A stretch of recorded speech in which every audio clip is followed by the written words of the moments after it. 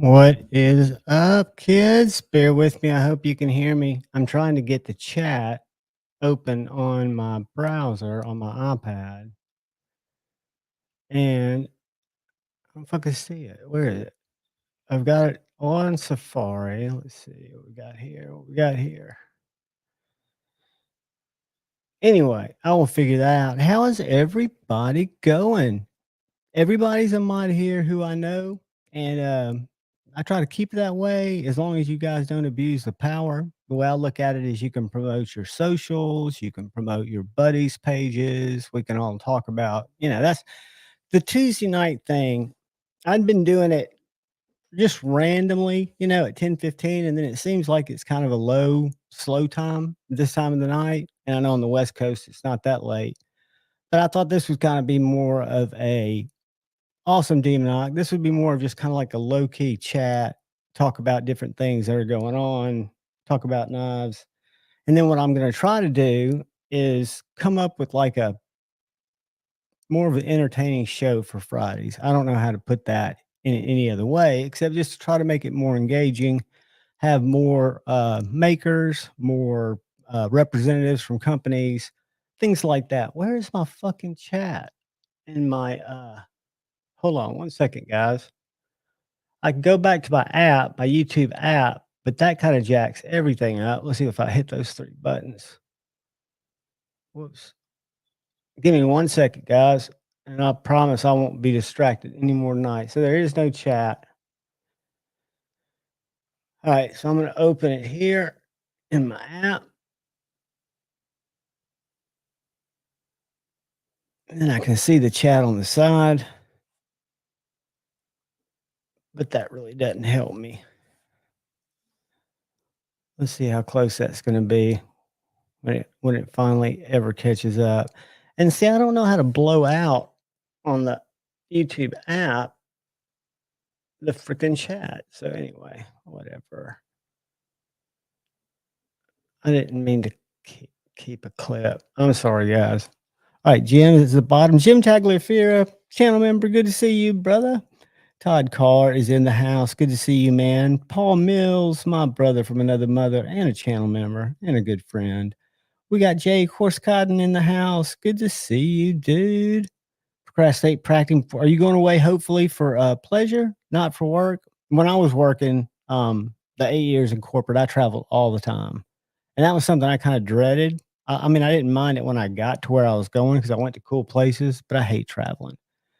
Demonoc's going to lurk, and that is all cool. Major Powell, welcome, welcome. I believe Major Powell is a new member. Thank you, my friend. Thank you. I'm going to come up with some kind of sound, but I don't know which one yet. I don't want it to be. I can't find a kazoo sound. I was going to do the gong, but that's too much reminiscent of our buddy Cole. So I'll try to do something a little more original. We'll come up with something. But it's good to see you, buddy. I hope you enjoy it. Hang around. I'm trying to make this more of a it can still be a place where difficult, subjects are discussed or we're just hanging out.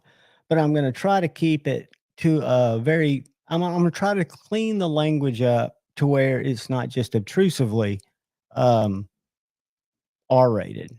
So, hopefully more people, because I know some people get offended by that. Kyle Coonley, the man, the myth, the legend, who thought I was just going to send him a knife without even asking him, A, if he'd sharpen it. He just thought that Javon was going to just box him up a knife, shoot it his way. I'm kidding, buddy. Good to see you, dude.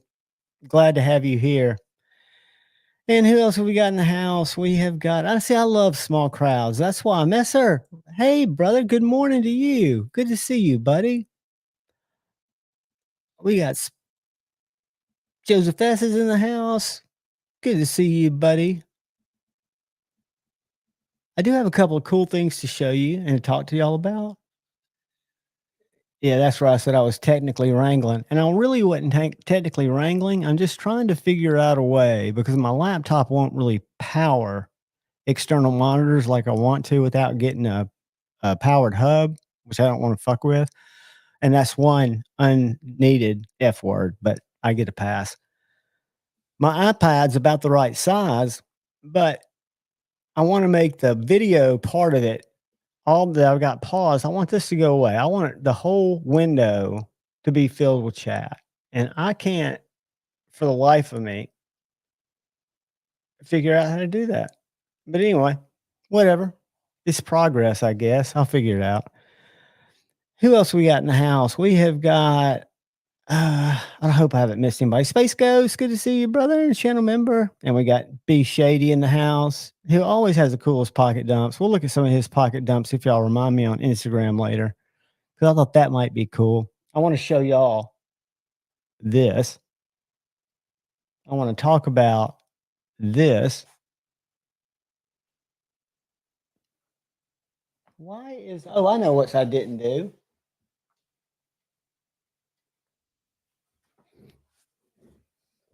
I didn't have my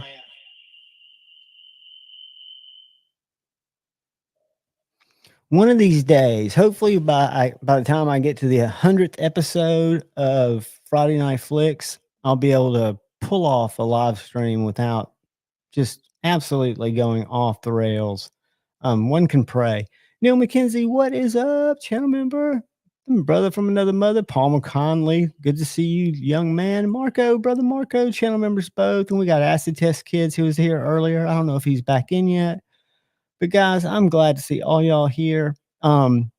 This live stream, like other live streams, I don't necessarily.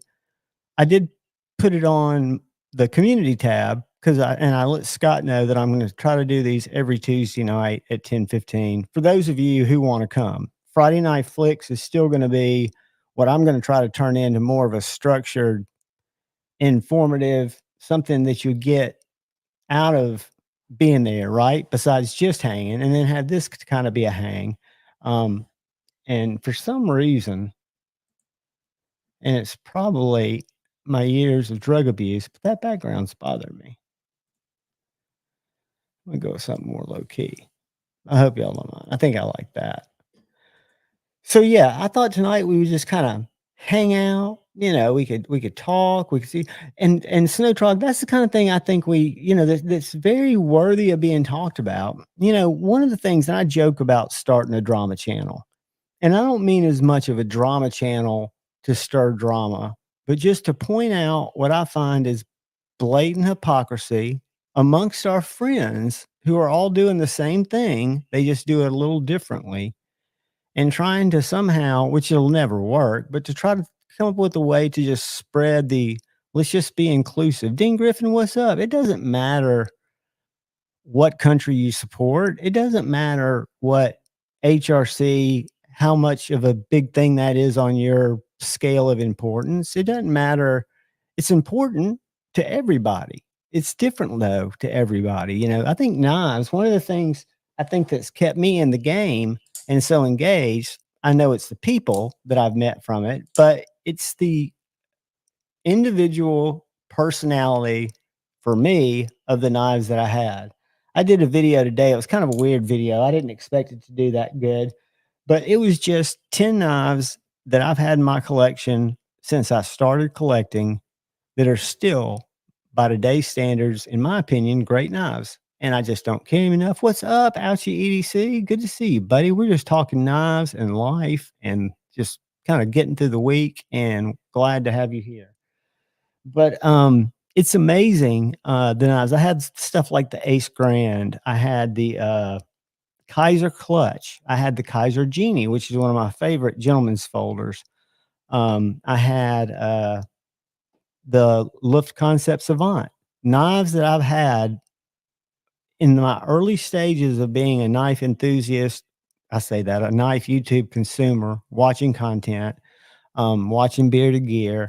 I picked up that knife. A lot of my friends sold it. I actually bought mine from Kevin because he was getting rid of his, because they felt like it was too light. It's the first run of the micarta, and I just really like it, you know. So I think knives are a personal thing, but I do think people need to be much less touchy.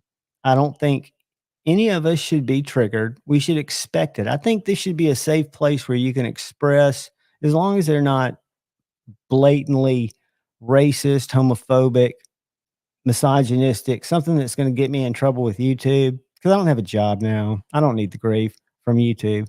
Um, but as long, I mean, I think we should be able to have those difficult conversations. I think that's how people I mean, I think that's how people grow. What is up, Brandon? My favorite pocket cleaver, similar to the Kaiser Sheepdog.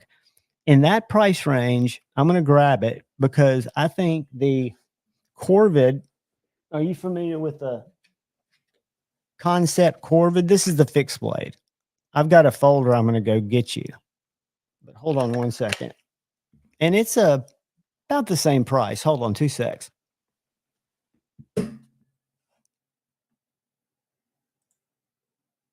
Boom, boom, boom.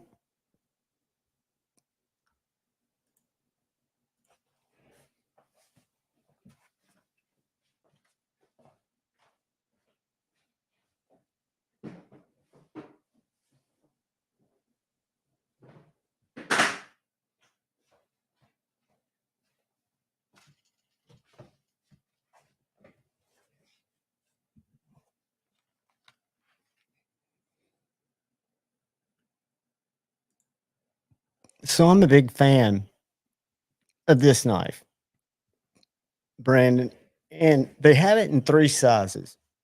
They have a tiny one, which I wouldn't recommend. I don't know. This is the Corvid, the folding Corvid. This was sent to me by my buddy Chris229. It'll eventually be a members giveaway, but they make one that is the same size as this, which I would say would be about the size of the regular sheepdog. The mini is much smaller than the mini sheepdog. I wouldn't even go there unless you're looking for a novelty. But I think this is the bigger one that's kind of like the Sheepdog X, but it's a liner lock. You can get it. This one's Damascus and titanium, but you can get it in G10, I think 14C. I've got some favorite cleavers. I mean, similar. Okay, I'll show you my favorite. I hate to show you this one because it's not available. Do you have big hands? What size sheepdog do you like the most? Because these knives are readily available. You can go to Berg Blades website right now, and you can find this Berg Blade Slim in a bunch of different carbon fiber and titaniums. It's probably one of knives' best produced knives, in my opinion. It's OEM by but it is. Here's the Medford Slim MIDI.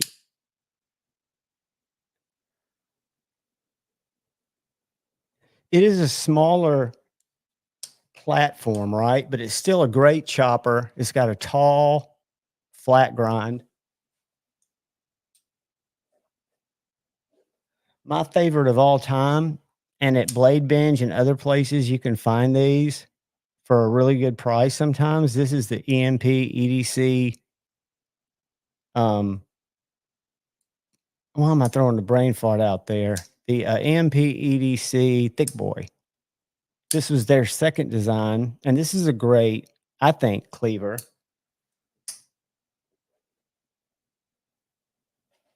One of my OG favorites, which again is a little bit on the smaller size. I'd put this in the Sheepdog mini size. This is the Roxy 3. Very tall flat grind. But there's some good choices out there.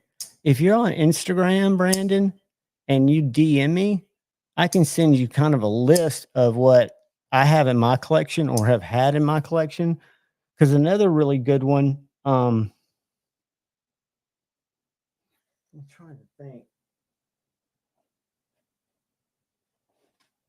You know, if you're not just hung up on the cleaver shape, but you want a tall flat grind that performs like that knife, I still think one of my favorite knives that's starting to become more available is the Kung Wu Padre. And if I'm not mistaken, this knife's in the mid twos in LMAX. It's got, again, not a cleaver, but it's got a tall blade, right?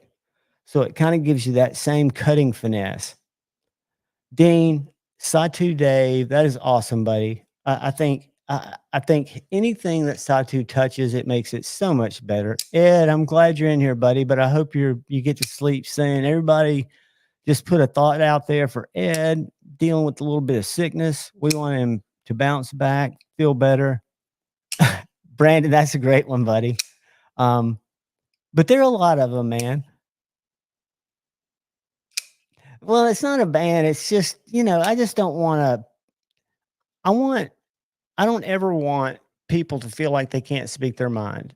I get, and I'll be honest with you guys. I always am. I get after every live stream, and I don't pay attention to them that much. I just kind of have conversations. A lot of times it's with myself when I'm browsing because I'm not looking at the chat. But um, I get DMs from different people every week where I feel like I need to apologize to somebody or they're kind of reaching out. If I was an asshole, I wouldn't care, but I have what I feel like is a core group of people that come to my lives. We don't have a ton of people here, and I'm not trying to grow it to a ton of people here. The giveaways that I want to have every Friday night. If you guys that have come Friday Night Flicks, you know that every Friday night we're at least going to have one giveaway.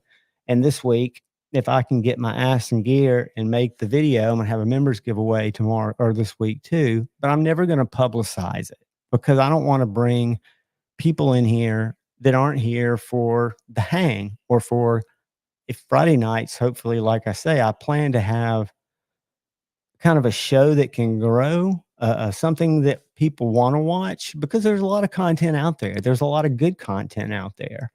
Um, I know I'll never have the editing skills or nor do I want to. So I'm not playing the victim, but that's just never going to be my strong suit. I think where I'm different or I am committed is to be 100% truthful and transparent and to try to come up with maybe a different format, not as much of a format is as something entertaining that if I was still, which I am, watching videos and going to lives, I would think, well, this is a little bit different. I look forward to this week. What's up, Kathleen Smith, channel member? Good to see you. Welcome, young lady.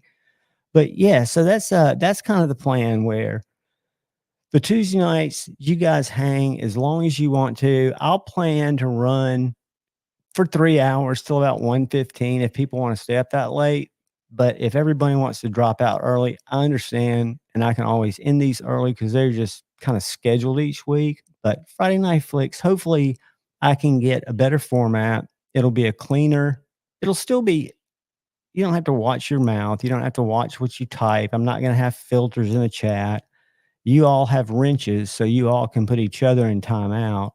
But what I don't want to happen is if what I would rather happen is if there was a disagreement that was getting heated in the chat, I would rather pull those two people up to here, send them a link, which I can do, and let them talk it out with us all mediating it instead of going away mad. Pocket Razors gifted a Javon's membership. Let's see who won that. Thank you, brother. I appreciate you. That was Tom Cat 83 was gifted a membership by Pocket Razors. So Tomcat, welcome. Good to see you in here. I hope you come back. What I will tell you is I will be posting a video. You're a member thanks to Pocket Razors for at least 30 days. If you want to, you know, renew after that, you can, but you by no means need to. But to take advantage of that, watch out this week because I'm going to have a members only. All my videos that I put out whenever I record them, which is usually late at night for y'all that are members that are up when they release.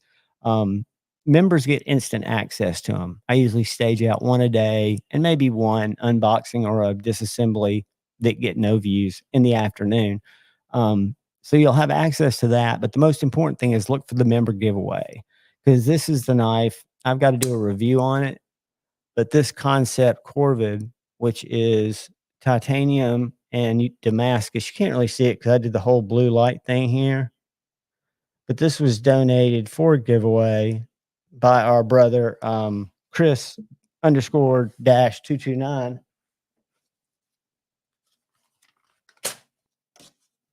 And it is a slicey beast. Whoops, I hit it wrong. I hit the choil.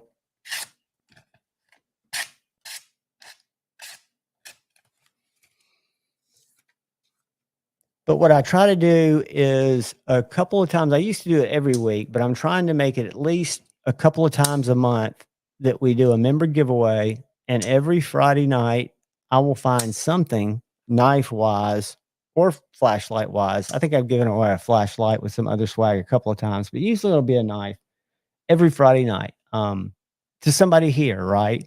So the member giveaways, all you have to do is sign up on the video. Just leave a comment in the members video. You don't have to be here that Friday night. If your name is the one drawn, I'll contact you.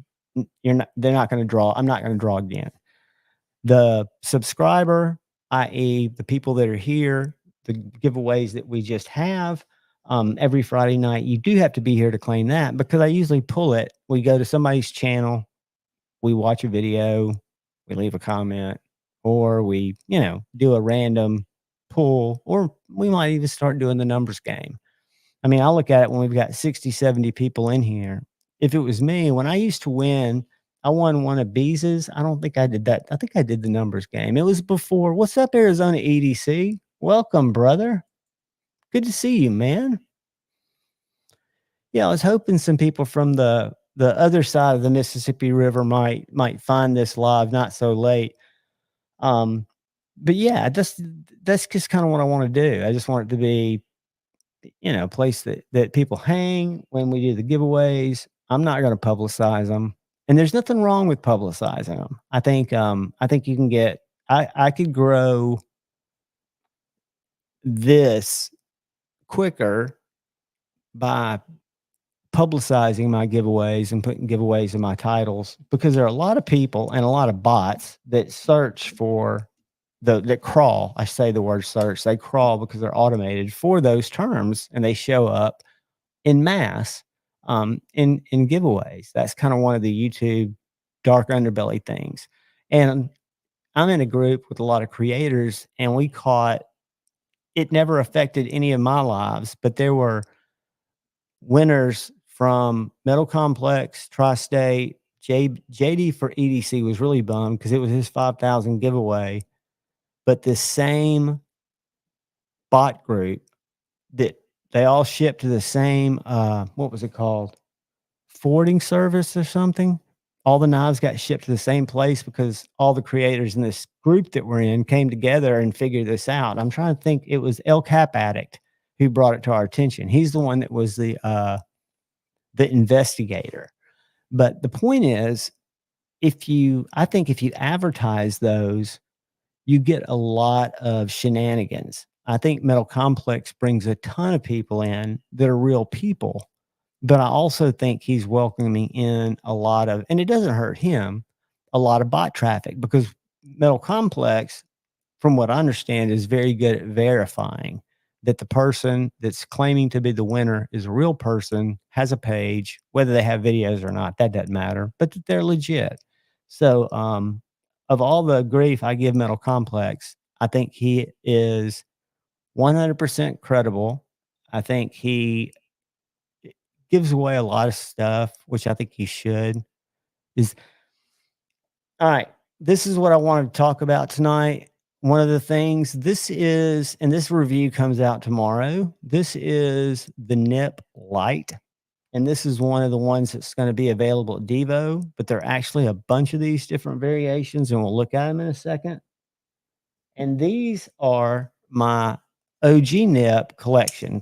So I fell in love with this little knife because one of my favorite full-size knives is the Brian Brown Jaeger M. And I give Lefty a hard time, and I'm not saying he ripped it off. I'm just saying in my mind, I think of this as my mini Jaeger, and I loved it. So the first one I got, because I knew it was going to sell out quick, was this purple Nurple. So this is purple carbon fiber with the belt satin S90V blade.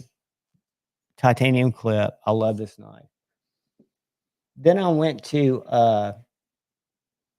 traditional pocket knives had the blackout, and I can't remember if I think this one was totally blacked out, and I picked it up. Same S90V blade. This is titanium instead of carbon fiber, hollow grind. And I think this is the one I customized because I bought a hardware kit. This was the White Mountain Knives exclusive with a stonewashed S90V hollow ground blade, titanium handles. I think it had a blue clip and blue pivot collar, and I got the black kit from Devo. But anyway, this knife was expensive. It was, I want to say it was $199 before discount. It might have been $175 before discount. You guys, if you got one, correct me. I got 3, but I just can't remember because I bought them all within a week of each other as they were dwindling down. So what Lefty and Colin did, and I've been with this knife now for 2 days. I didn't have to spend a ton of time with it to put my opinion into it, but this is aluminum, and except for weight, you can't tell any difference in the milling pattern on the blade, on the back spacer. This is titanium hardware on the light.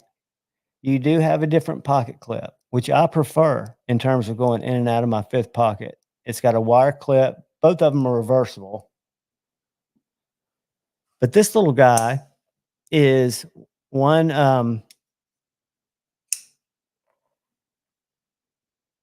154 cm. OEM by Kubi, so it's the same OEM, has the same snappy liner lock, minimum flipper with either a light switch deployment or a push button, super snappy. And again, a very deep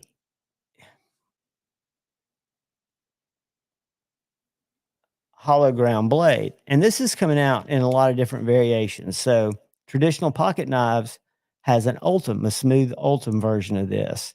Well, look at it. They're all going to be MSRP $99. If you look at my description or if you look at Lefty's description, every single one of these, there's a 10% code. So I don't know what's that, $9 off, $9.90.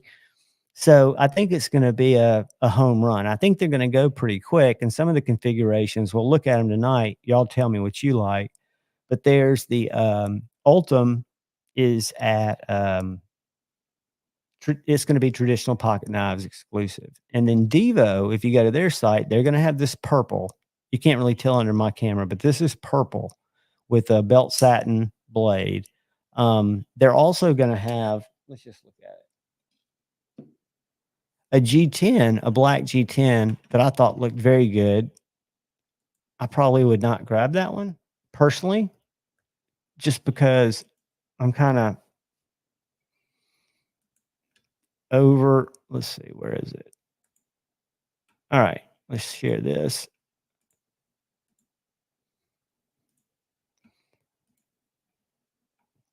So this is the one I've got right here that I'm showing y'all, the purple aluminum satin. And then this is the G10. It's got some texture. To me, the G10 looks like micarta. Can y'all see that? So I'm thinking that might feel really good. And then they've got this gray, what's that called? Gray aluminum with a black wash blade. So 3 configurations at Devo, and Devo's also going to have, which will fit any of these knives, they're going to have the Nip Light hardware kits for $25. And Zircuitai is going to be 50. But if you wanted blue, purple, or black, you could get back spacers and pivot collars. Moving on. One of my favorites, because I fell in love with this penguin that is an exclusive at Traditional Pocket Knives. It is a S90V penguin with a hologram button lock, and it's an Ultim, and I was able to check it out. Austin sent it to me with a couple of other knives. I sent them back to him, but he was nice enough to let me try out the both the mini penguin frame lock M390 in the jig tie, the Plus, which is a kind of a bigger one, and then the are y'all seeing that? And then the hologram penguin button lock, which is also available in titanium. So that's the one that I think is really sexy. This one, I think it's TPK NIP or NIP TPK. It's on that's the 10% code you put in. So all these are going to end out or cash out for the same price. But this is the Ultim. I almost wish they'd done one with a black frame and a black blade, but I love the satin. The satin is definitely my favorite. And then the next one is Blade Binge. Has I think it's black. I think that's their deal. I think they do the black ones. Oh yeah, this is a pretty cool one. So Blade Binge, and they all are going to drop on Friday at 1 p.m. Eastern. So all these sites are supposed to drop simultaneously. I guess it's not going to let me click on it, but this, you guys get an idea of the colorway. It's kind of black with a teal blue pivot.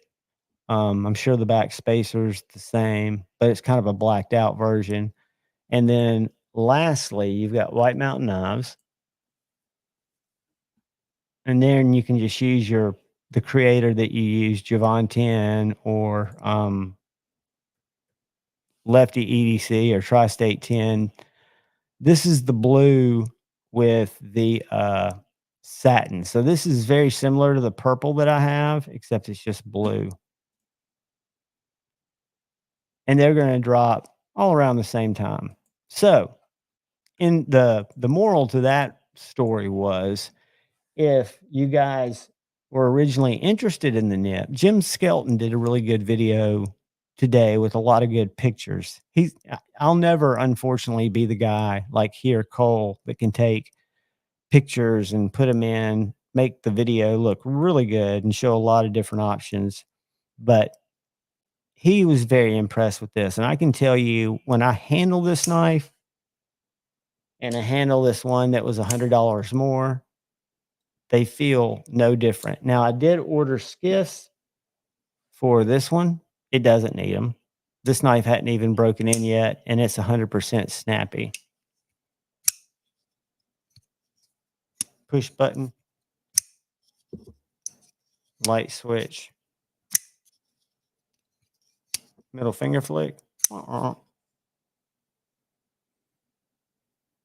But a great little, I consider it a budget knife. So what's that? 99 minus 990. So what's that, like $92? Free shipping if you go to a traditional pocket knife. No, if you go to White Mountain Knives. So there's some caveats. Another really cool one, Mere Salt. What is going on? Another cool knife that Vosteed sent me to check out. I wear those guys out. I mean, I met him at a blade show 2 years ago. You, the owner, and I thought they would sell. See, Mersault, I don't know him that well. I've just always thought he was very professional in his delivery. I've never seen him or enough of his contact to even think of him as a shill. I know he makes knives. I've got his Caladan, and I know he's very opinionated, but I've never thought of that. I mean, I'm not saying it's not absolutely accurate. I've just never noticed him to be that way, but I don't watch a lot of it. So Vosteed, I haven't been checking out a whole lot of Vosteed knives lately because they've got a lot of other people that already review their knives. So I didn't get to try out the full-sized Acorn. I've been interested in, and luckily my buddy got the PSYOP, so I got to try it out with that top liner lock. And I've been interested in some of the locks that are more unique. But this knife is the mini Acorn, and I guess they have a full-sized Acorn. It's just a front flipper liner lock. 14C, but what an elegant, functional. This is a small one, so this would be your fifth pocket or your office carry. And I assume the full-size Acorn would be maybe a little bit bigger than the bug out, maybe bug out size, but it's got a leafy blade, great finger choil.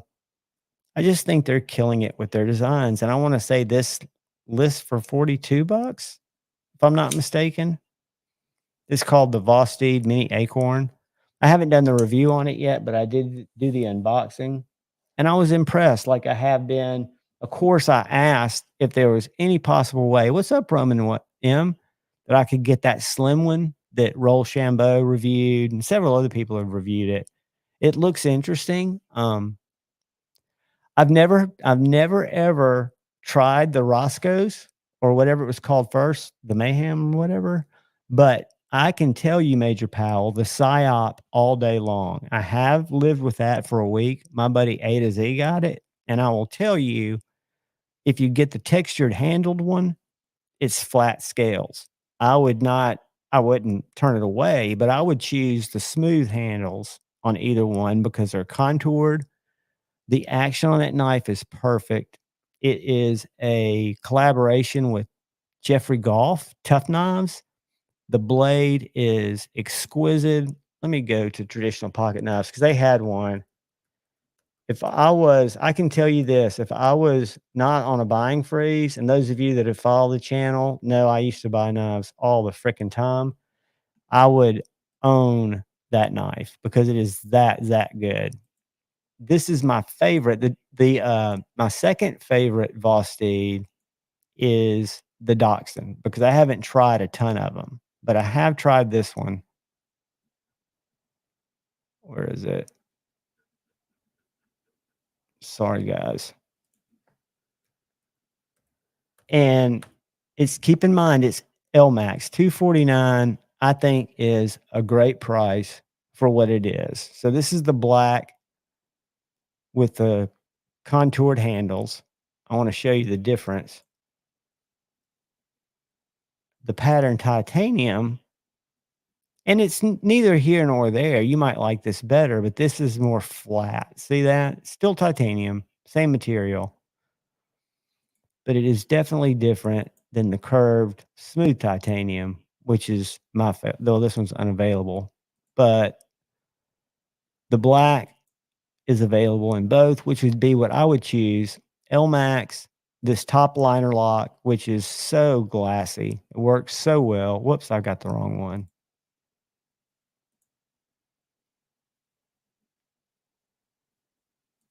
It is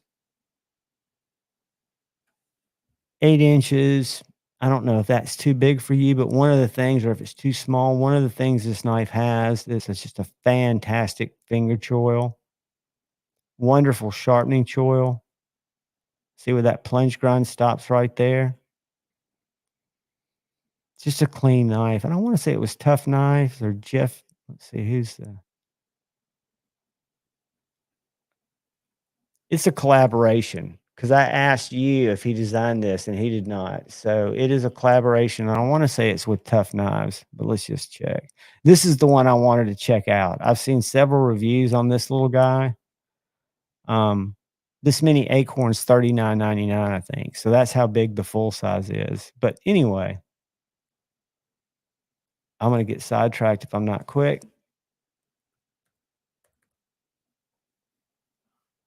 Top liner lock. See, they've got the little mini one, which I'm not a fan of. I'm going to keep it here, and we will learn that this was a Jeffrey Blavat Tough Knives collaboration. And you really see it in the blade. It's got a beautiful swedge. Just a great knife. Get it at Traditional Pocket Knives if you like it. You can use my link off my link tree, and I've got a it's not a great discount, but I've got a code for any of his exclusives that's 5%. I think the discount on that knife's 10%. But it's on I'm not real good at updating links. So I use this and I've got it linked in my bio. Only if you want to use it, but I have this link tree that on each button I've got the code. So for example, if you went to C. Reisner Cutlery, which is the same thing as Traditional Pocket Knives, it's got the code there. Great knife though. That's one I don't I think the other one for me is too big. I wouldn't carry it as much. I was one of the idiots who bought the PMP Titano, which is just a huge knife. I was able to sell it finally. Crispy Critter is back to Crispy Critter, or do we have an imposter? Ooh, Ron, congratulations. I've got to pull that up because I'm not exactly sure I know what it is. We a tour. Hold on. TTOUR. Boom, boom. I spelled it wrong. Now that is, I think, a sexy knife. Let me share it because somebody else might not know what it is. I love the blade shape. What do you call that? Is that pretty straight, or would you call that a drop point? I love the stop pin. Look at the Damascus. How big is it? 835. Yeah, that's a beautiful knife. Congratulations. And I'll tell you guys, I do some sharpening, not like Kyle Coonley, but I sharpen a lot on my TS Prof so I can feel different steels. And everybody says I wish we would get away from 20 CV. I think they're doing 20 CV very, very, very well. Satisfaction. Yeah, Maddie, I think that is very, very nice. Let me pull that up. Did you see it on Instagram or did you see it on his there's so many good knives. The good news is for me, it's not good news, it's really shitty news, but I'm on a buying freeze, so I can't get myself in trouble. I can just kind of share them with you guys if I see something or kind of live vicariously through y'all. So it is tier 1.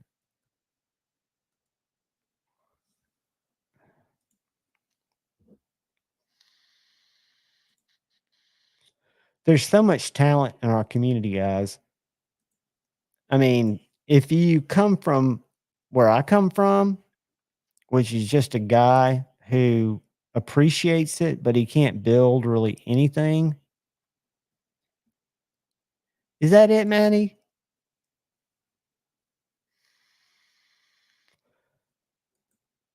Kyle, I still want you, if you're ever wanting to come be a guest on Friday Night Flicks and either do your sharpening, whatever, if it, if it helps you. Top right corner.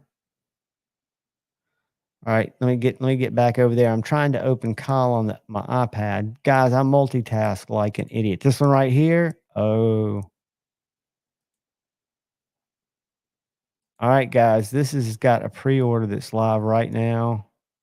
It looks is QSP the OEM or ooh. I love that clip point.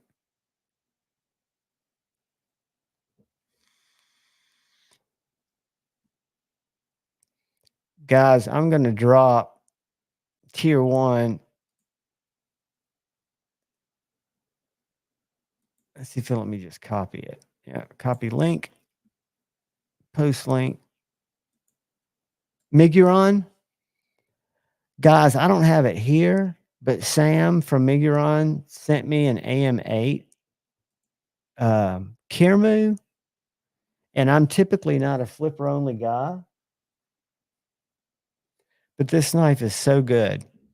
It's got the deepest hollow grind. Let me find it real quick and just show it to you. Because AM8s I bought the Flicks, the first Flicks, and I bought the Gladiator, which was the Gen 1 with the reverse flipper. EAGHT. And I still don't know, I know Miguron is AM8, but I don't know why they made a distinction. So this is the one that I have and I reviewed. Whoops. That I think is just a fantastic knife. And it's a flipper only, which I've kind of gotten back into. But this is not $203 on Amazon. It's like $178, but it's an M390 blade, silver twill carbon fiber, diamond textured titanium handle, and look at this blade. Deep, deep hollow. I mean, slicey. I did a review. And the other thing that's great about it, and it's got a more sturdy tip. The other thing that's really impressive that we're not going to be able to see here, I'm afraid. I don't think it'll let me zoom this clip. So I'm going to go grab it. Give me 1 second. Whoops. Bear with me. Let me leave y'all with some music. What I ought to do is every time I leave is make you watch a fucking ad. Especially if it let me decide what you had to watch. Be right back.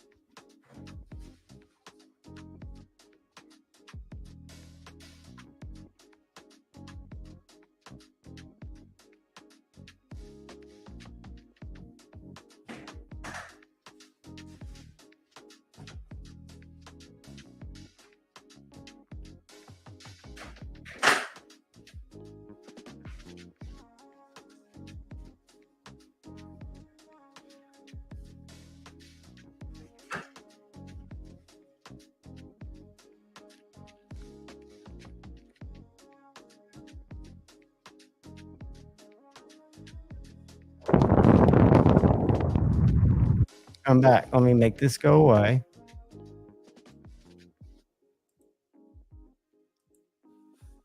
So this is the AM8 Kirmu. I consider it a gentleman's folder, but what I think is so unique about this AM8 is this titanium clip. It's not a full deep carry, but it's a spoon clip. Goes in and out of pocket like a champ. And look at this hollow.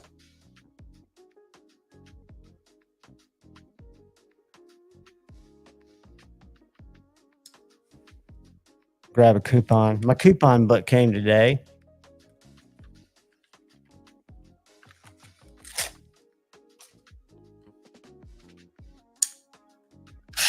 Whoops, that was a bad cut.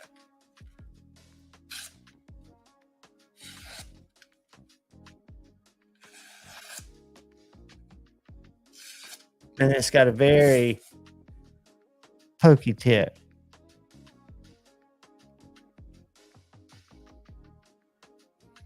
But I was very impressed with it. When he asked me if I wanted to check it out, I got into those Mr. flipper onlys. And flipper deployment, in my opinion, from the earlier ones, like my, what was it called? My Arcform Slimfoot, which was probably one of my first nicer knives, or my first Riot made knife. It didn't deploy like a lot of my newer flippers that are just cash money. They don't have, this one's got a little bit of a pocket pecker, but it's not huge. Let's go back to somehow I get.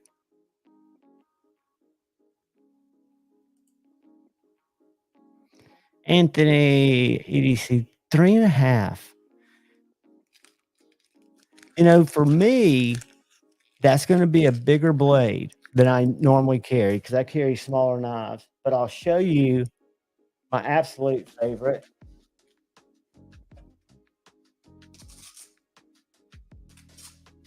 And then I'll show you some others that are harder workers.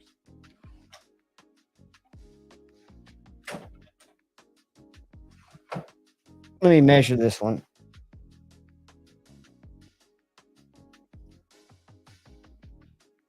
Yeah, this is 3.5. So this is a guy, depending on what type of blade, but this is what I carry as a pocket dropper, a big pocket dropper. But this is a fellow by the name of Colin McGuire out of Rhode Island. Mag 10 USA, Mag 10 Knife Works on Instagram. And he makes these. This is his EDW, which is his Warncliffe design. Very thin and slicey. 3.5-inch blade. but it's not a banger, right? I love my Essie, and my SE3 is not that. I don't think it's a 3.5-inch blade, but I know they have different size Essies. I can tell you a knife. I don't think it's 3.5, but let me see how long it is, because I'd sent Justin a message at White Mountain Knives to try to buy one, and I've not heard back from him because I reviewed it, sent it back like a month ago. The Viper Handy in MagnaCut, but I think it's going to be a little smaller. Hold on one second. It is. No, it's 3.5-inch too. So I'll show you, and I'm going to show it to you somewhere else because it's less expensive. Bear with me. Viper Knives Handy. And they just came out with the sheep's foot, but I love this particular. Where is it? This is the one I had. I love this blade shape. That's right here. And they have it in a lot of different finishes. You can get it in an Ultim handle. You can get it in a satin blade. But this is, what I loved about it is the handle. Let's see if I can make it bigger. It's got this really nice contoured handle that fit my hand fabulously. Comes with a nice Kydex sheath and a couple of straps. But it's a little MagnaCut, 7-inch knife, 3.25-inch blade, so it's not quite as big.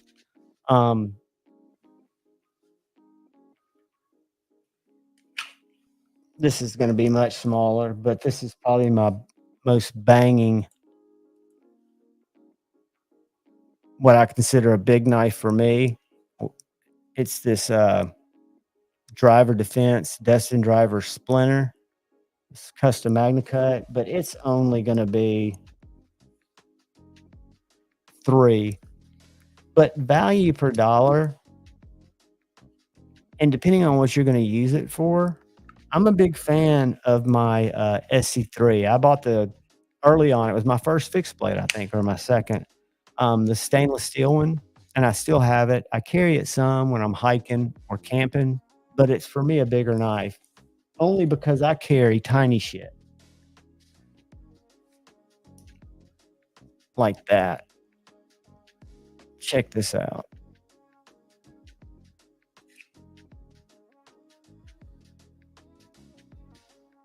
Is that not a wicked little hologram chode from our buddy Jason Grant? And I want to say this is even smaller than 5 inches. This is 4.25, but I can get, because you've got those two fingers, I can get a full 4 on this knife. And he started to chamfer his edges around his jimping. And then another great knife, and it may be 3.5 inches. I think it's 3.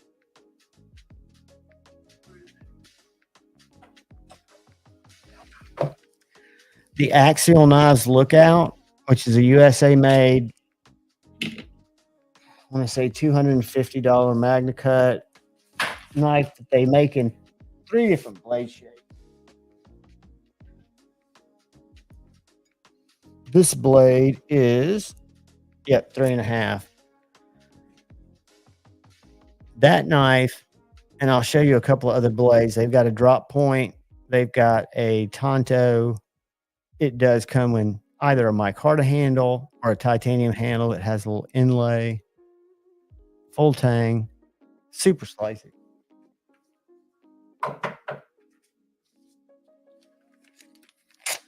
Which brings me to the Boker AK1, which is similar to this knife, but it's not USA made. And it's more expensive than this knife. I want to say this knife's $249. But that is a great PVC knife. And it comes with a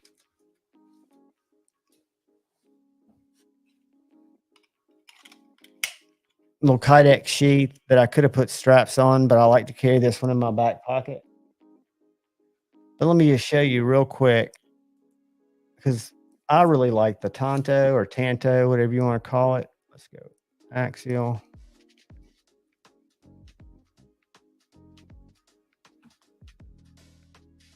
Fixed blade, share.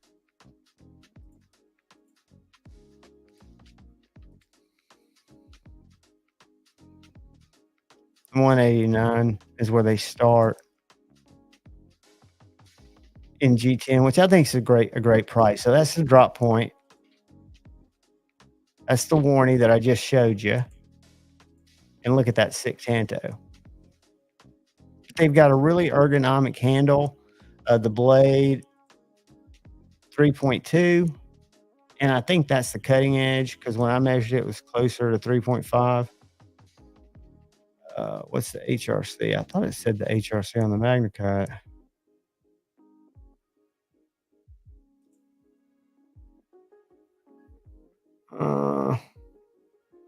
Maybe not. But anyway, that's a great knife. There's some really good ones, just depending on what you mainly want to use it for. Anthony Kitchen, what's going on? The newer fixes that are, hold on a sec. I wonder about these newer fix releases that are made by banger makers, but still first timers for the serious premium cost. Give me an example, buddy, because there's I think maker is one thing totally different from a designer, because makers can either be forgers, they can be heat treaters, or they can have heat treat partners. But give me just an example. And it's not throwing anybody under the bus. It's just to try to give me perspective to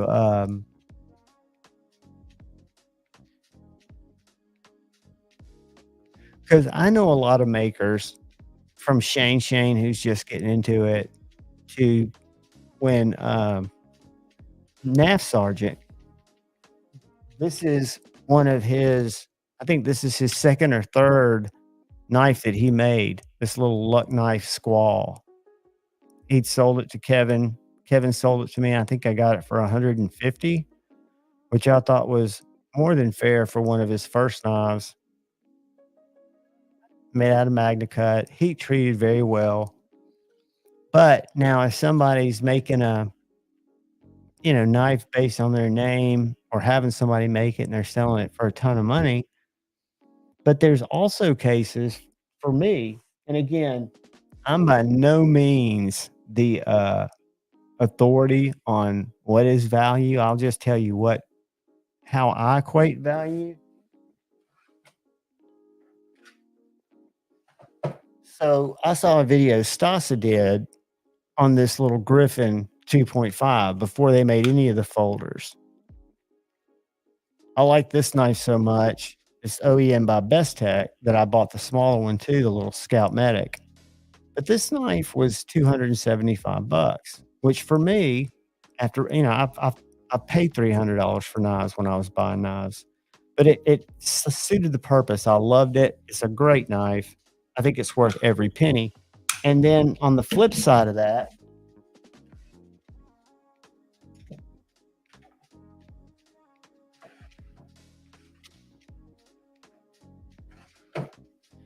my brother E&G and I found this little knife browsing on Pocket Metal Stream one night. And this is a superlative, which I'd never heard of that brand, Hella, which is a little full tang M390, sheep's footy, minimalistic pocket dropper. It was like $270. So both of these, I would not argue, or not both overpriced. But Shane and I had a discussion, who I love to death, who's my brother, about the Jack Wolf Midnight Fixie EDC, which I'm not on the Jack Wolf mail out list, but he did because I asked about it. Stotrog, that's funny. But I did get to test it out because I asked him, NFK 20. Whoops, wrong effect, dude. Let me give you just some fucking major love. Where is it? Where is it? Thanks, buddy. But yeah, Ben, because I asked to, sent me. It didn't even have a box with it, but he sent me his version of, which was the. I want to say it was my card. It was pretty basic S90V, but I liked that little knife. And if I'd have bought one at the time, they were new for I want to say $243 with the leather, very nice leather pocket dropper sheath. Um, and according to a lot of people, in reality, sure they cost less to have manufactured than they did to sell. But for me as a consumer who likes knives I don't need really anyway, the way that knife is packaged, even though the one I got wasn't packaged, it was just wrapped up and sent to me.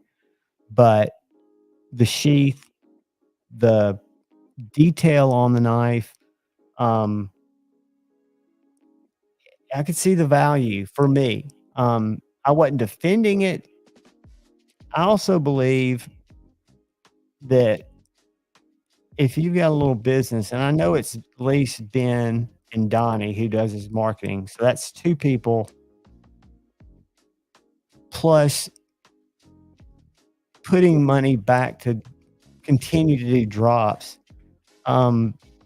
You've got to have margins there just to really operate because it's not all net profit. You might make a good gross year.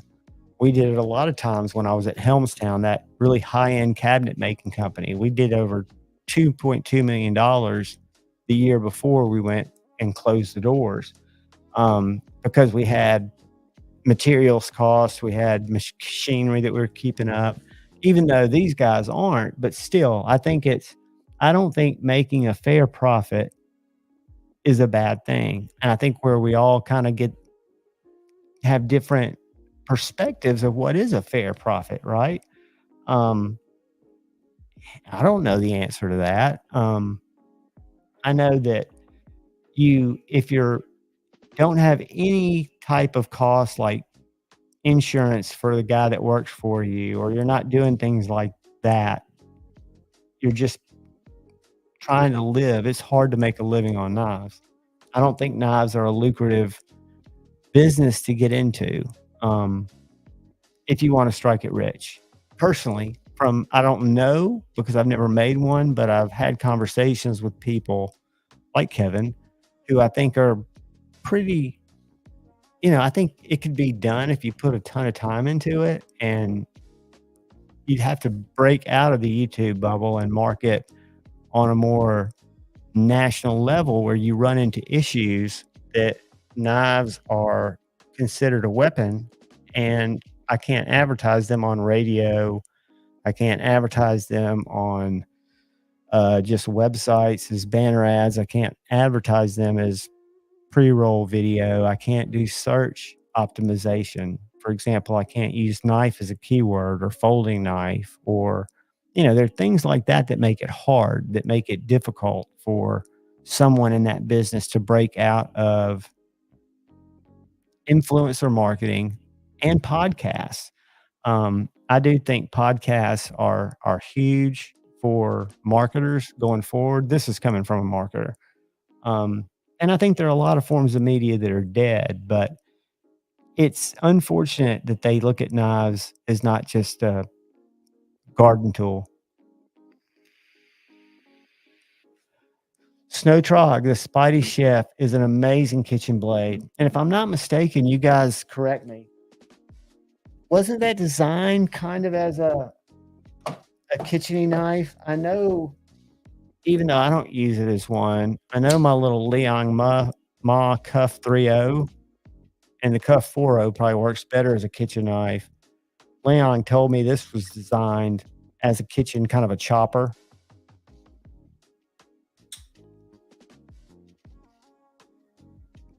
But I microwave shit and ain't taco pizzas, so this does cut through a Mexican pizza pretty well.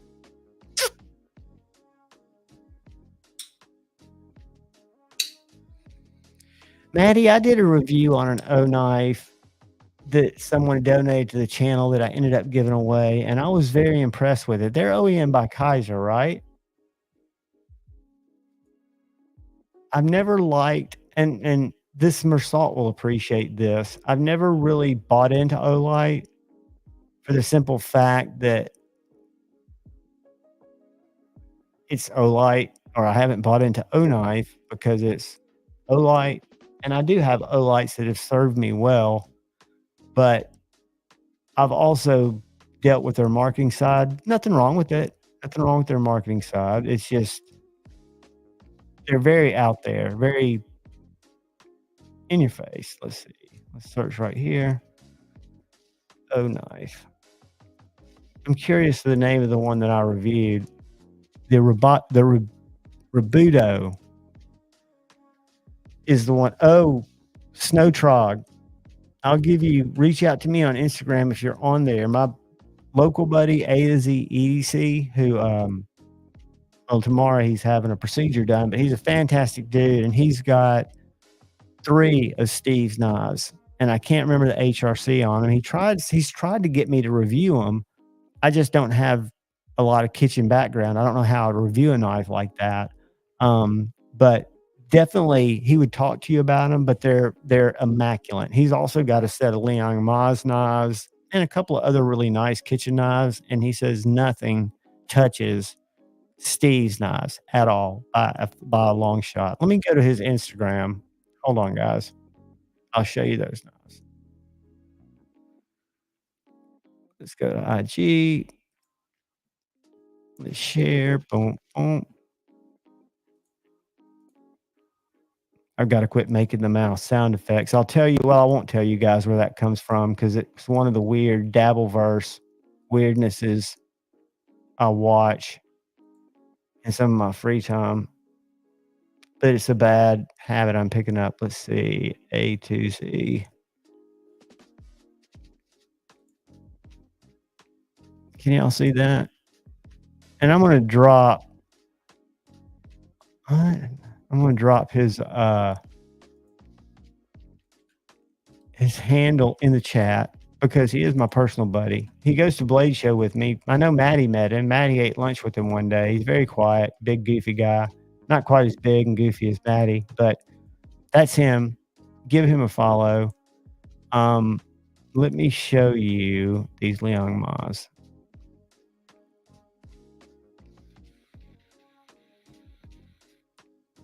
He's got a great collection, by the way, of some really interesting knives like this. That knife I showed you guys, this Splinter by Driver Defense, Dustin Driver, who happens to be about 45 minutes from us in Alabama, who makes these knives, made that knife right there with the compound grind. And the material on the scale, besides titanium, is called semiconductor. And that knife was a shitload of money, but it's just so sick. I mean, it really is. But let me get back to what the lecture at hand. Where is it? Where is it? He has a picture of all 3 of them.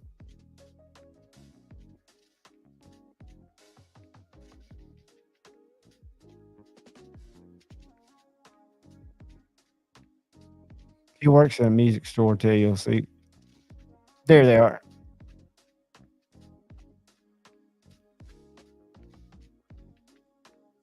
Let's see what he said. Good materials, good property, heat treated steel, superior edge geometry that sets apart from blah, blah, blah.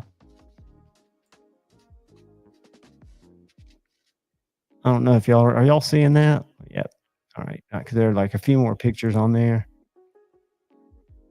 I talked to Steve about him sending, he has a knife similar to this. It's an EDC knife. And I asked him, he's in Gainesville, Georgia. My old college roommate lives in Gainesville, Georgia. But if he would send me one, I told him I would, usually I can turn around a knife and have it sent back within 5 days, because if it's a knife that I'm just kind of featuring, that I'm not putting through paces, which I don't put a lot of knives through super hard paces, because I don't put my own knives through super hard paces. There are a lot of people that do that, and I do spend a lot of time watching their content. Stas is one of them. I like watching scabs beat shit up in tires. But anyway, I'll get off at A to Z. I was going to show you. What was it? That's a great little knife right there. That Big Idea Design, they're in Chattanooga, Tennessee, which is, I want to say, 45 minutes away from where I live. And this little knife was designed by their CAD operator because they do a lot of titanium products. For example, they designed this clip, which I think is totally ingenious because it lets you carry the knife a lot deeper. But this particular one was made overseas. M390, titanium, smaller little EDC fixed blade. But they released about 3 months ago 425 of these that came in a wooden box, micarta handles that were OEM'd and made in Chattanooga out of MagnaCut, and they went for 300. And in this fall, they think the end of September, they're going to have another 425 of the USA made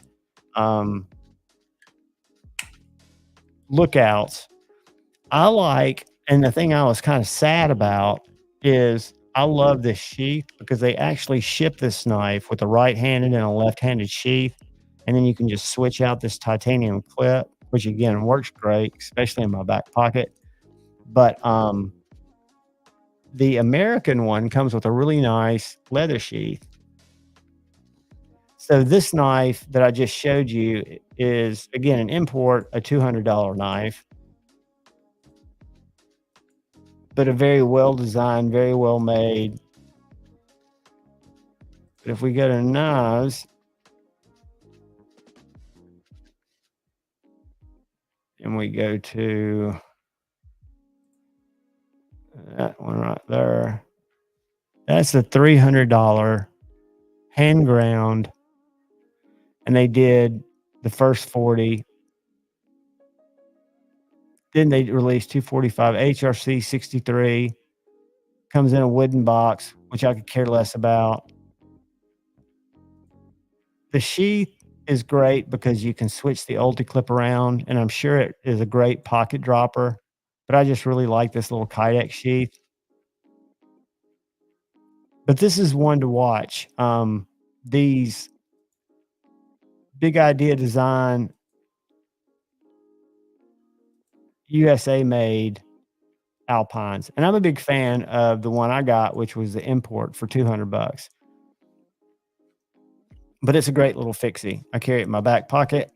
Super slicey.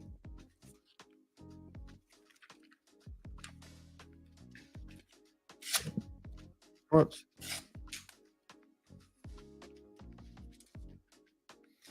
It is a cutter. Now with washer knives, you get blood or other gunk in there. That's interesting, Todd, because somebody asked me the other day, and Steve Skiff sends me bearings from time to time, and he sent me some thick washers, which I put in my Mac 2. This is running on Skiff thick washers and slick them all instead of bearings, which is what it shipped with. And I absolutely love it, but I don't use it for food prep. And I've also got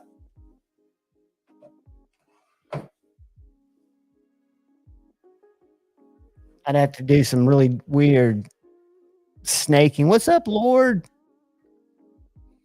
Lord, I'm running out of knives, buddy, but I'm in absolutely no rush because I'm starting to do videos. And what's funny, guys, is I will do videos on knives that Lord Needham lets me borrow, or my buddy A to Z lets me borrow, that I think are fancy knives, and they get maybe 100 views. And if I do fixed blades, like 5 fixed blades or 6 fixed blades or 1 fixed blade, they'll always get 1,000 views. I don't get it. I don't know why. I guess it's just more people in general.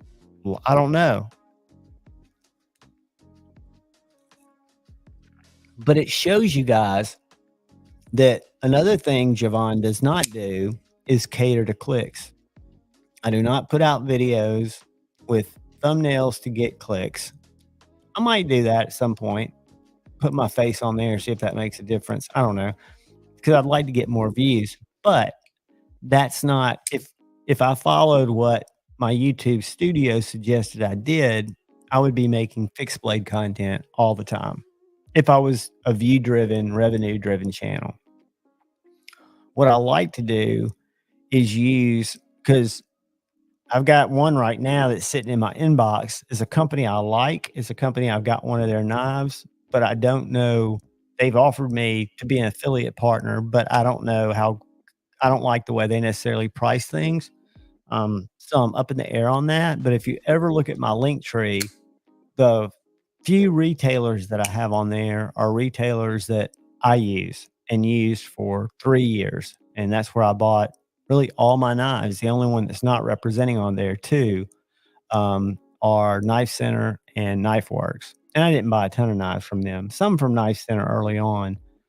But then the makers that are on there and the other partners are stuff that I use. So I do want y'all to know that I could have a lot longer link tree and shill a lot of shit, but I'm not about that. I do hope that people find it convenient to use that, because I'm real bad about updating it in my YouTube description, which most people do. But I hope that that link tree does help when you're looking for stuff. Again, I totally get it. I Google stuff a lot of times to find it. But when I was buying all the time, I would wake up and I would go to River's Edge Cutlery, GP Knives, DLT Trading, Smoky Mountain Knives, just to see what they had on sale. I've gotten some really good Hogues from Smoky Mountain Knives on sale. I've gotten some good slip joints back when I was in my slip joint days.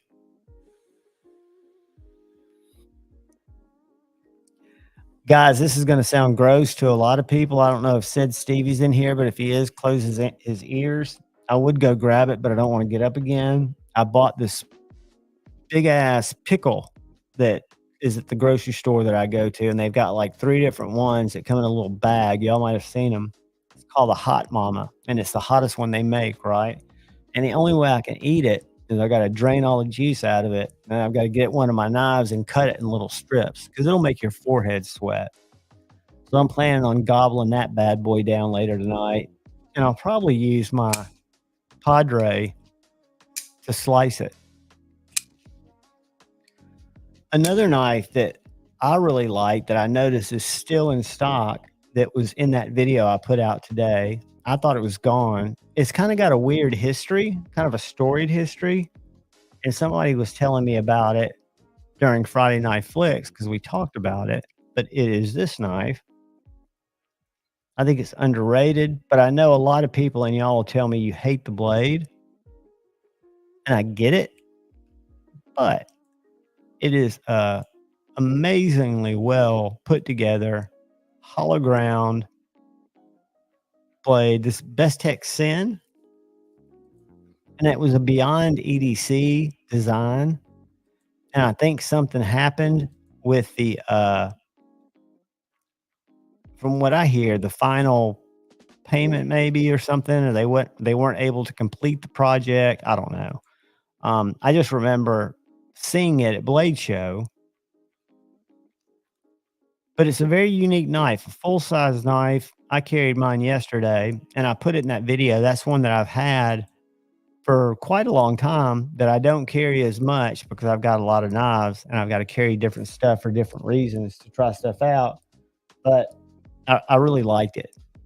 It's one I think I'll keep. It'll probably be a forever knife. It's unique. I think it's got a story behind it. I don't know what that story is,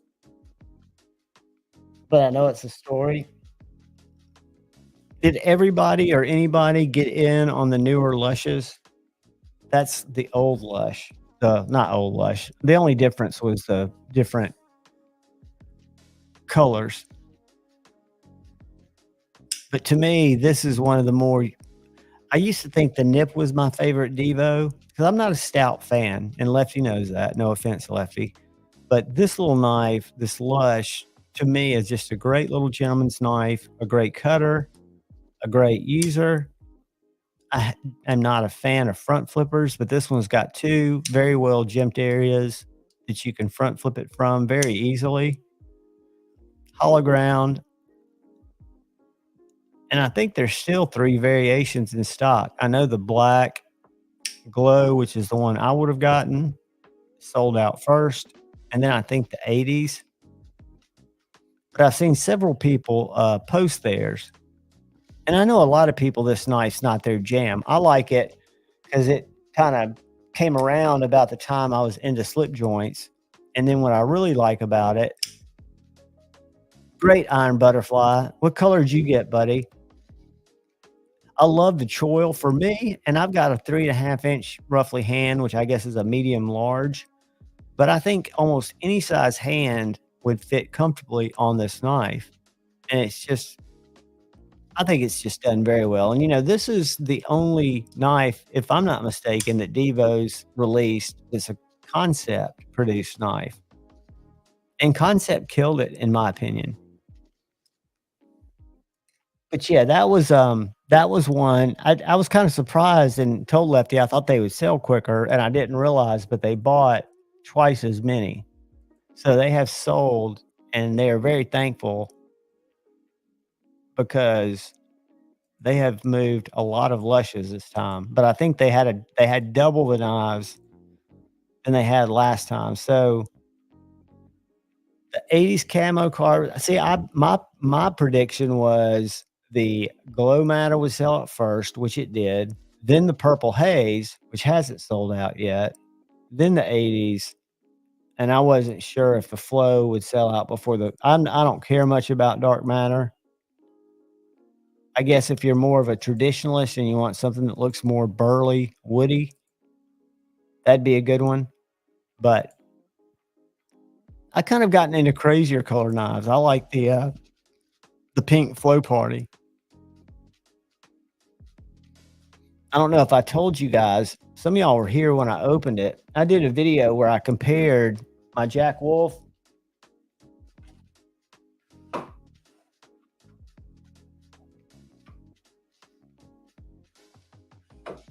to my Hedgehog, kind of a value to value shootout.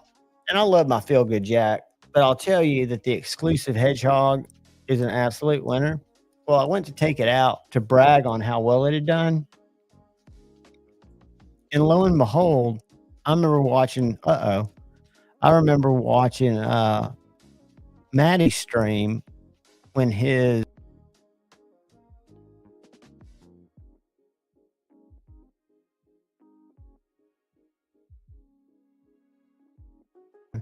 but when he lost his detent ball out of his driver or his damn designs. So check this out. I took it out of the slip. This did not break when I was doing the review, but my back spring on my Hedgehog broke. And I reached out to Austin because I was going to send it to him so he could see. He said he's never had a Hedgehog spring break. I didn't take it apart or anything. I just did a review on it, and then you can see, because it was on a live stream, where it actually broke. But I figure if I want to, these are the purple. I can take those scales off. But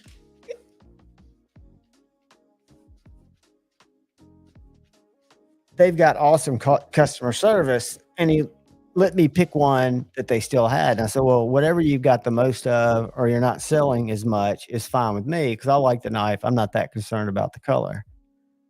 And he sent me the pink, which is the one that I'd kind of secretly wanted because it's the same color as my Feel Good Jack. But guys, I think from a modern traditional knife, or if you want to get into your first slip joint and you don't just want an entry level slip joint, this I think now sells for $145. But I know it's been on sale and will probably be on sale again. Hollow ground, M390, titanium carbon fiber. I want to say, whoops,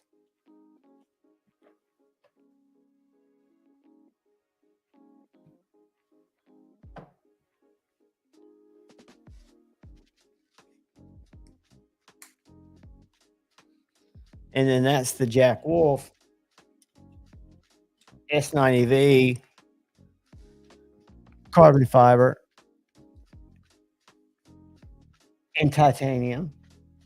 And I will say there's some things that you'll notice, like the way that the spring and the blade fit. These knives are individually batched from what I understand. So this blade is made for this knife and they're in part bins and then put together. So that's something that if you look at that, there's very little displacement in width.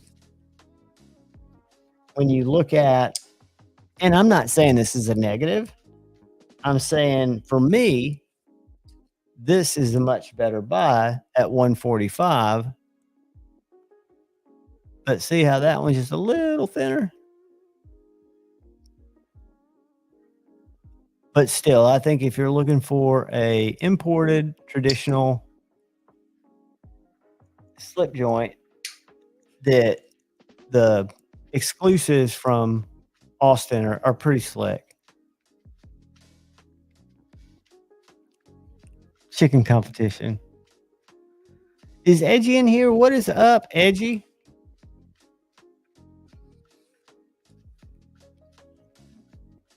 So yeah, I figure I'll use this for parts. Maybe I'll take it apart. Maybe I ought to take it apart now and see, since it doesn't have a spring. Uh-oh. Since it doesn't have a spring,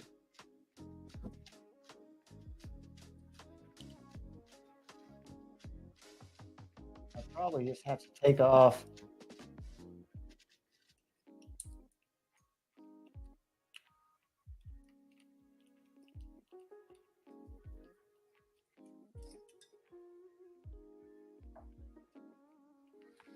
all right.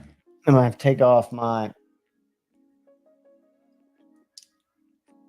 scales real quick. At the shop, flat grinding gods were smiling on me tonight. Sweet dude. I know it feels good doing something you are passionate about and then having it work out and have a productive day doing it. That's awesome, dude. See, one thing I was wondering is if I didn't like the color that Austin sent me, I figured I could pop these scales off and put them on, right? So then we've got these little guys.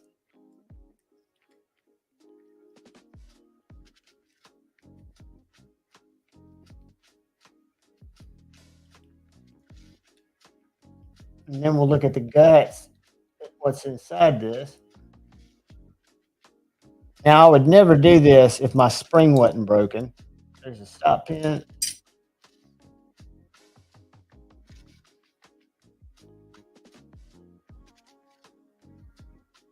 So yeah, just a very simple little build.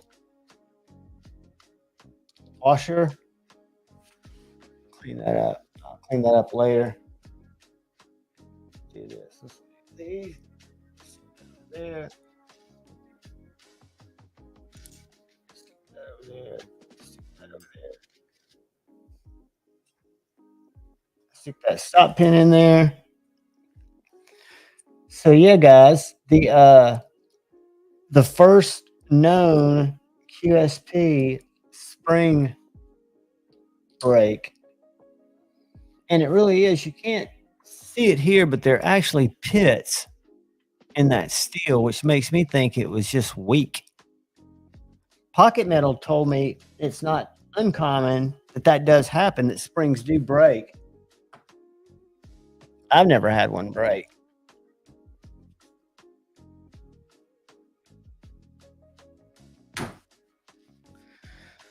So what all you kids carry today? I carried my pink androgynous hedgehog. I did not carry a fixed blade. And I carried my SNG.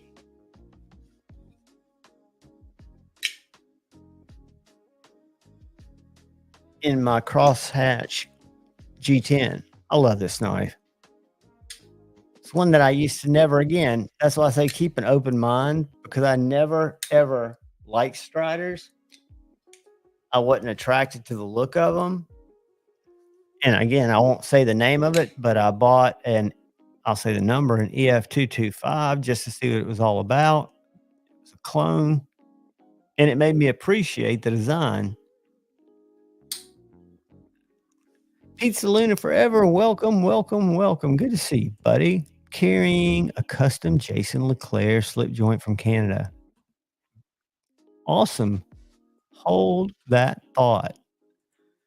Jason Leclerc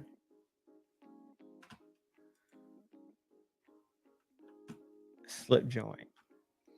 I've noticed I've got a guy, Shane knows about this guy. He's a knife dealer here, and he deals in a lot of estate type stuff, but he also has some local slip joint makers that he represents that he lets sell at his store that live around us. And some of the work they do is stunning. Jason Leclerc. No, he's a litigator. That's not him. That's not him. Bear with me. Bear with me. Y'all, I'm going to get behind, but it's okay because I'm going to show y'all something cool. Leclerc. Leclerc. All right, let's go there. Boom. Here we go.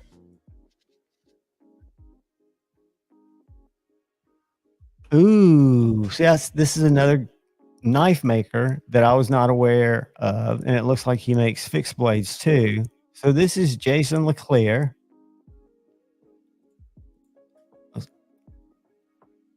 I like that little chode.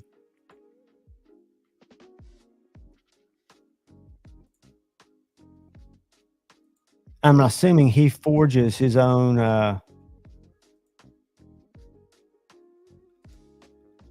See, I love that traditional knife with just modern little flair that just makes it different, makes it unique.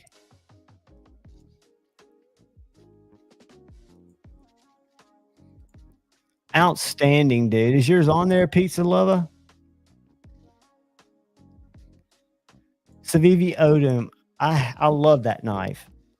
That was when I got into collecting Civivis and Kaisers. I was all about them, and I have no regrets. They were all great knives. No knives for me on a boat. Palmer, what you need is you need a quiet carry drift or an XL if you're a big dude. This is a little knife that's made out of Van Eyck Super Clean, allegedly rust proof on washers. Or Shane can tell you, Spyderco makes I don't know if it's L200, but they make a Salt series. That's the big one, right, Mark? The SMG is the bigger one from the SNG. See, I've got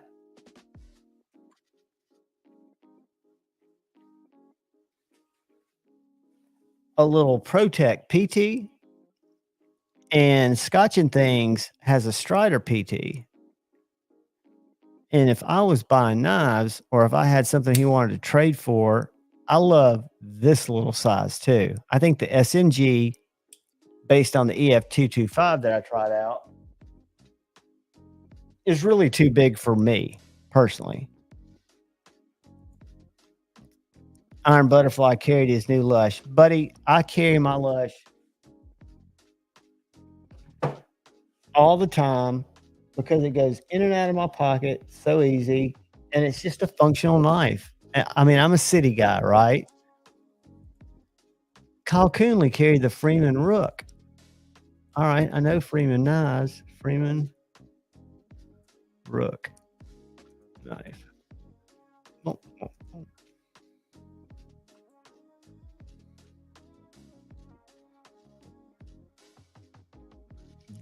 All right, I got to find it.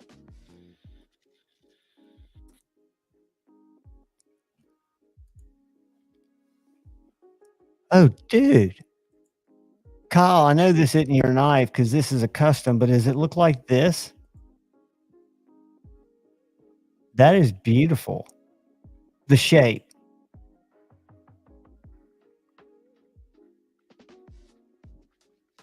That's the number one Baker's Forge Tiger Mile. So I'm sure it's. Is that what yours looks like, Kyle? I mean, the style wise.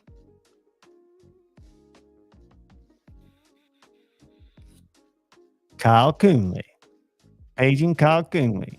Is the knife I'm looking for the fucking knife that you said you carried today or similar?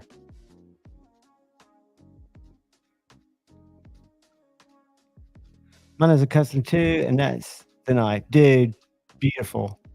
Beautiful. See, what I need to find out is where all of you guys, because Dark Gravity and Shane were some of the first that opened my eyes to makers I didn't know exist, like Michael Ziba, and a bunch of others.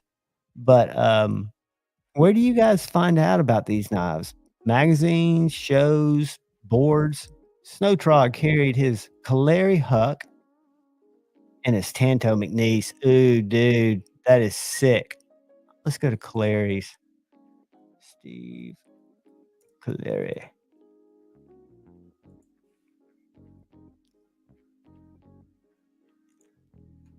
All right, help me find it. It's called the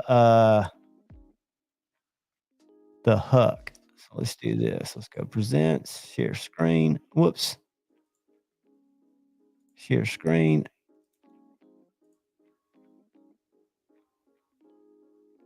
Look at that goob.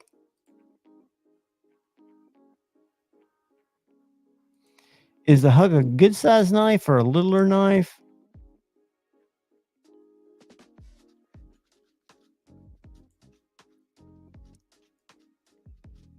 Snow Trogger, if you get a chance, you may have to send me a picture of it, or I'll try to figure that one out. Because I mean, like I said, my buddy's got 3 of his kitchen knives and loves them. The Grimsmo today, that's a knife that started to grow on me.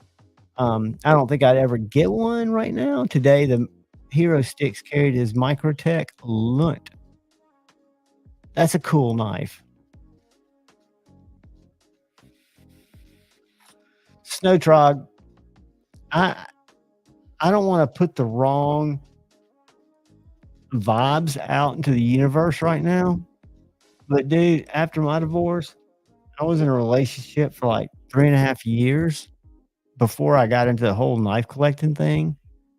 And it was insane, man. I mean, yeah, there was good things about it, the getting laid part, but the mental gymnastics, I think it was the person, but at the same time, that person could have been me. I'm not saying it was the person that I was paired with, but it was definitely not something. It made me think that I'm just kind of, just go to Vegas from time to time. At least you know what you're getting. Well, kind of. Let's see what else we got in here. Cheeto, what is up? I'm trying to get caught up. I'm trying to get caught up. Earlier, working pocket Bowie by Auxiliary Manufacturing. Interesting. Let's go do this real quick. Because I think I've seen them on Instagram before. Auxiliary. I think I'm following. They are. Michael Jarvis. And you were carrying the pocket Bowie. All right, I'm going to do this. I'm going to share. And we're going to find it together as a tribe. Is that the pocket Bowie? Yep. Dude, that's cool. I'm not crazy about the recurve at the end, but that's just a me thing.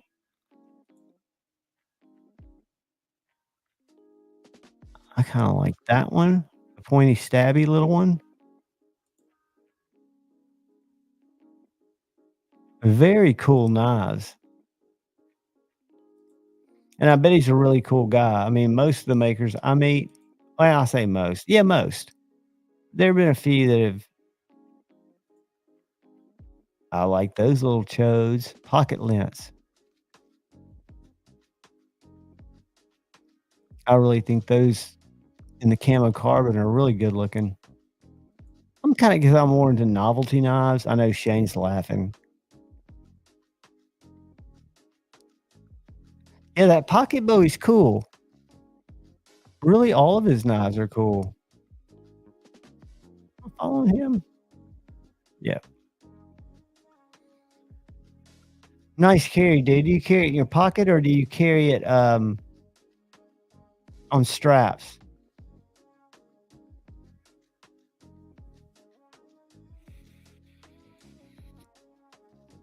Very nice. Do any of y'all watch Erica EDC? I know Shane and her had a relationship for a while. I know she's been doing a lot of testing lately. And I don't know if she's testing because I don't watch the videos, if she's testing her knives or if she's just testing random knives.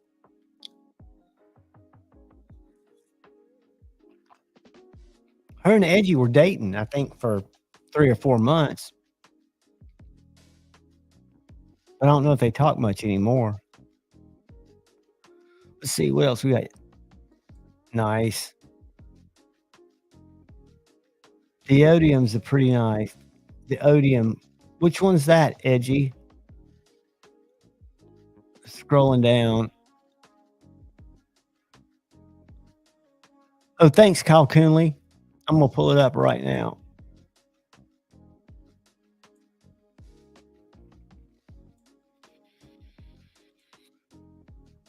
I think that's prettier than the carbon fiber. I love a raw tie. Look at this, guys. Look at this sexy knife that I did not even know existed. Look at that felt satin. I bet it's sharp too.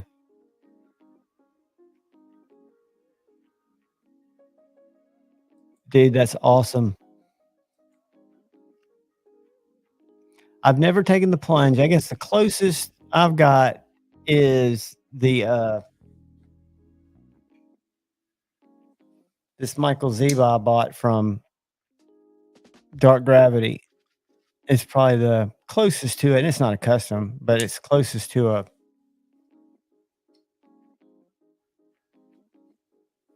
custom accents. What's up, shit, Frocky?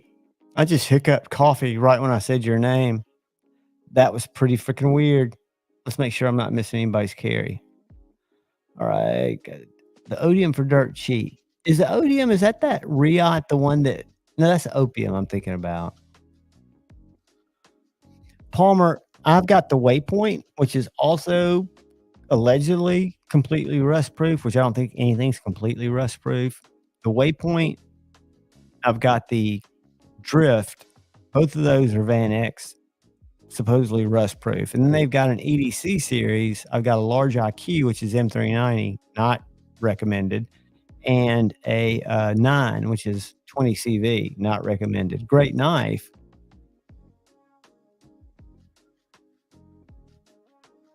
SNG Mark, I love it. I've got the Protect version and I've got the one that Scotch and Things helped me get.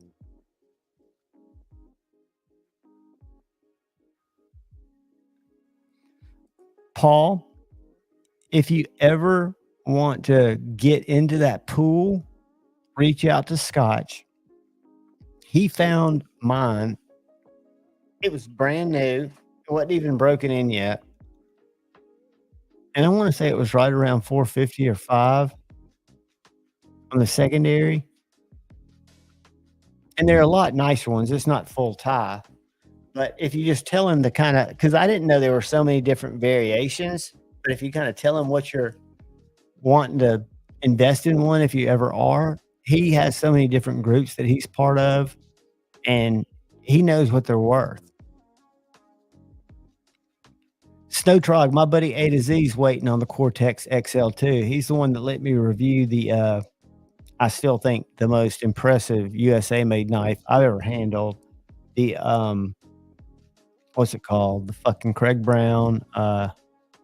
It's got 3 letters. I always forget what they are, but he's an aerospace engineer, and you can tell by the way that knife feels. And the Cortex XL looks wild. an RJ Cedar. I bet that's gonna be badass.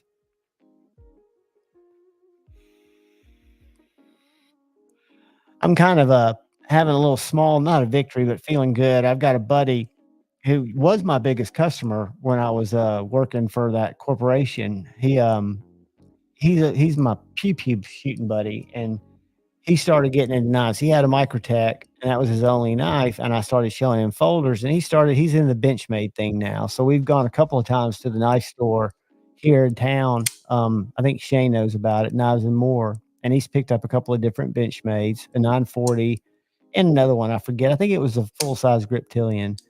And then his girlfriend today, they went to his birthday dinner, and she gave him, is it a Benchmade Fact, the one that looks like a long shank, and he was just stoked. The auto fact. But I'm stoked that he's getting into knives, and I mean, he's got some of the coolest PPs with cans, with optics.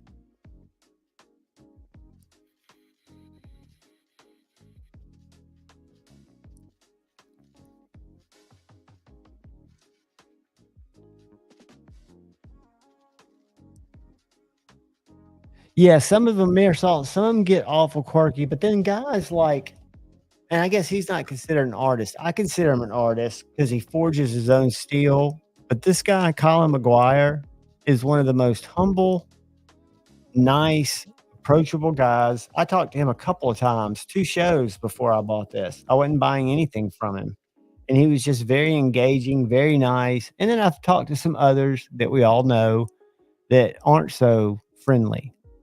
But then, like, he's what's his name? Dave at ProTech. Both the ProTechs, my Malibu and my Mordax, I bought from Dave at a show, and I find him to be a very nice gentleman of a man. I mean, just a good guy. He could be a prick. Um, I found this is going to sound bad, but I found Rick Hinderer to be very pleasant. Now I know he was at a show where he was selling his wares, but he seemed to be he was very engaging. He had time to answer questions. Now, he didn't have a good reason of why they don't make battle black, scales. I think it kinda came down to they're hard to match because it ages differently. Alright, I'm trying to get caught up in the chat, get caught up.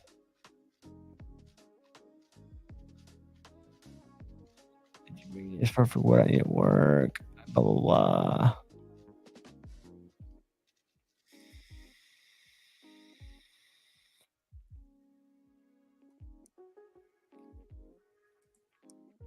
That's what I had to do, but, iron butter knife. It was tough, dude, because I mean, there were so many there were warning signs from the start.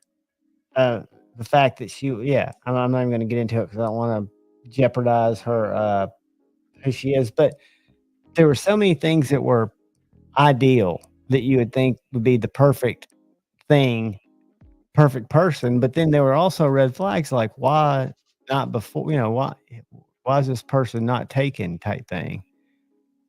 And it just took some time, and I was kind of a glutton because I was coming off a Maddest Faction, carried his Kaiser Phoenix. I loved my Phoenix. I donated it to Bluminati when he lost his mom, when Kyle was taking stuff up because it was really the only nicer knife I had at the time.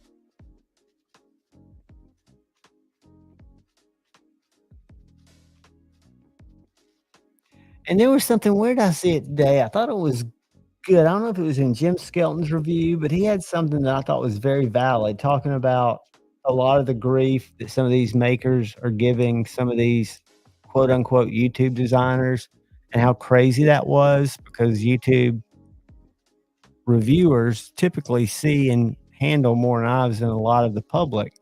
So there are a lot of times they can come up with ideas, even though they haven't made 100 knives before in their basement, but that work. I thought it was an interesting, and I know people have different opinions on Jim Skelton. I really don't because I don't know him.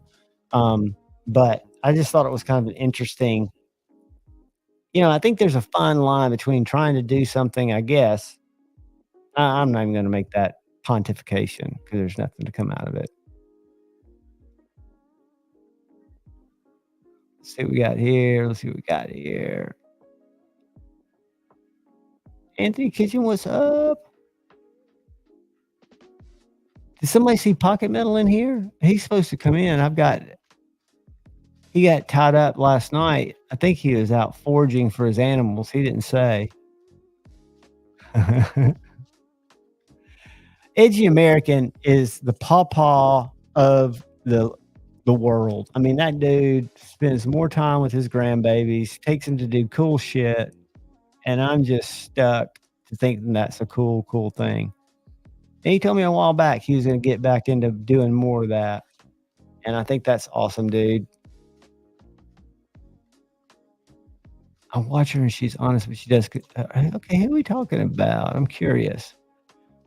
Because part of my drama channel is not going to be to slam on people. It's just going to be to point out things I don't understand and to see if it's me that's not understanding it or if other people get the same cringe factor that I do. I mean, I can think of 4 she's, 5 with Miss Smith, and I know she's not talking about herself. Oh.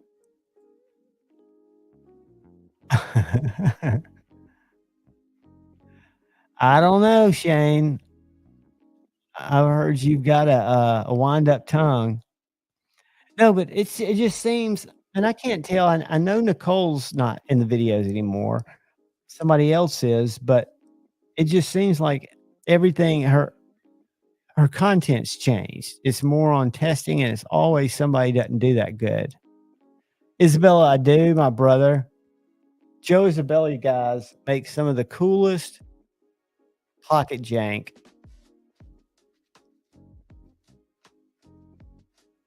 Are you going to send it to IG and I'll share it? Check that out.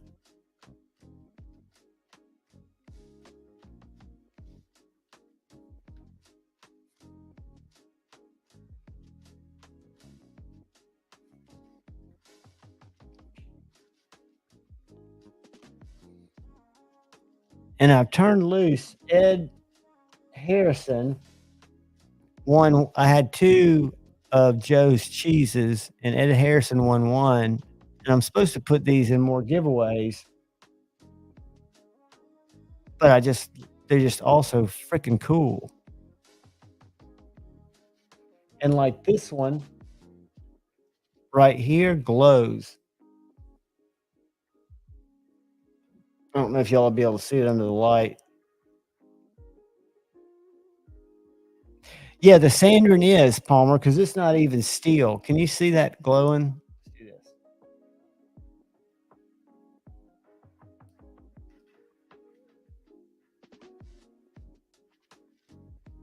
Whoops.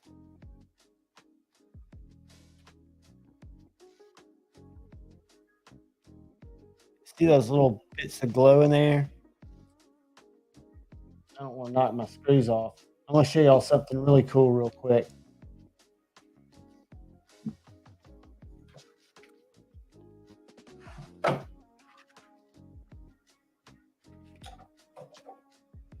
Where is it?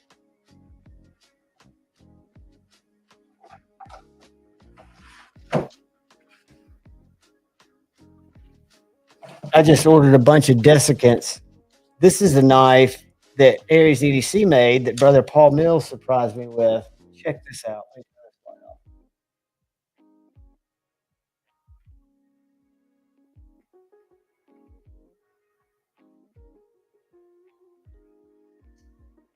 Turn that fucking thing off.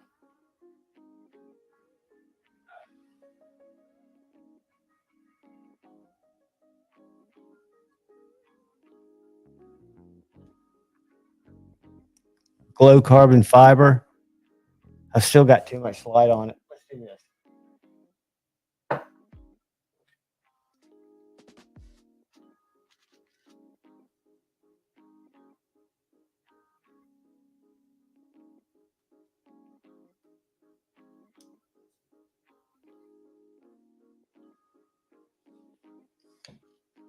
I think that is so cool.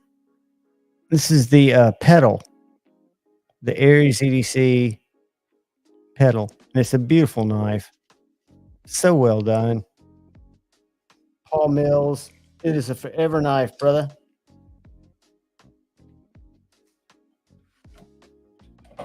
Now, I've noticed I've never changed out my desiccants or those little packs, that come, the troll candy, and I keep them in my knife cases. It's been a real humid summer here, and I've noticed a little bit of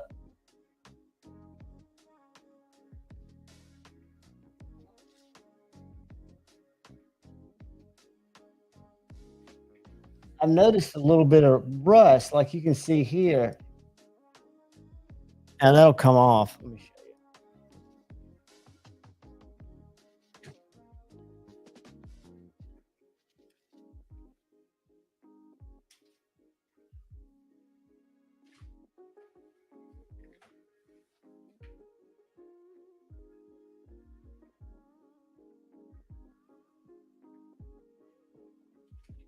you. I picked up one of these at Amazon. I thought it was going to be harder, but it's not. It's kind of soft like an eraser.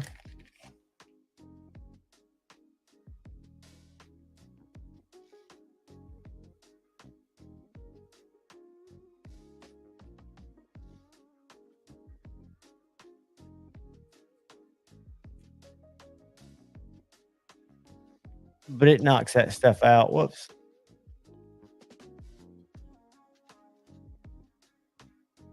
Uh-oh. Ruh-roh, Reggie.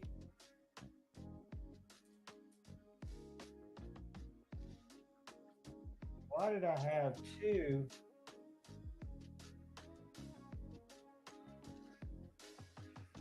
I guess it doesn't matter because I'm not going to be using this except for parts. But this had two washers on one side and one on the other.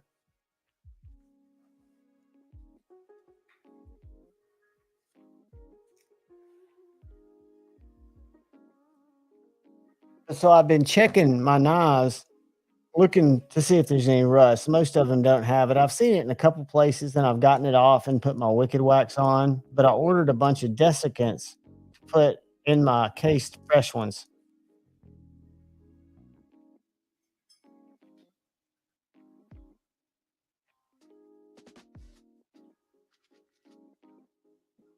What's weird, and I recommend this, or they make other ones on Amazon. I don't know what the consistency, because they look more like porous rocks. This one's kind of like a thick eraser. I'm sure there are cheaper ones out there, but this works well. Let me just check something.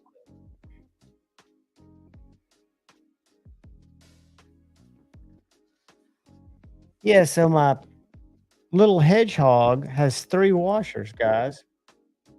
That doesn't make sense.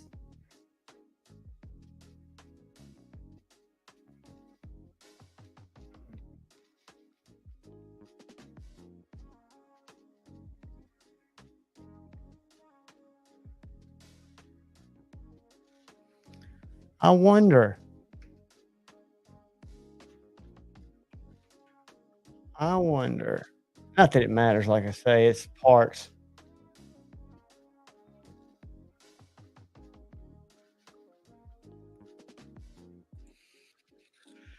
Mere salt, I don't doubt that at all. Um, I just know that Scotch walks that fine line, and he's kind of a prick. So I think he just knows certain people that he's done a lot of trading with. And like I said, I'd mentioned a knife, the SNG, and it was like 4 or 5 days that he started sending me ones to look at. That was like the third or fourth one he sent me. That I was like, yeah, dude, I'm in on that.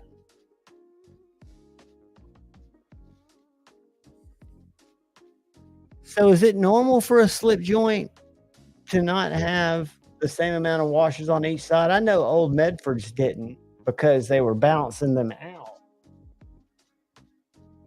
But I'm just curious. Let's do this.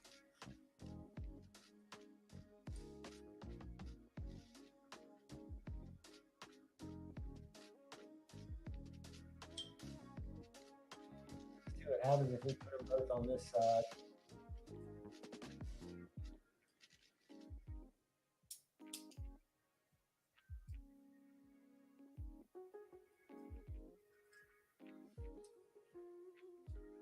sorry guys, I'll be done in 2 seconds. Well, about 20 seconds.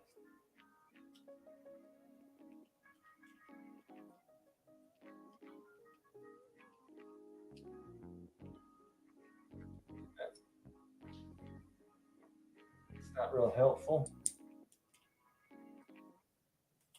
Doesn't fit. You must have quit.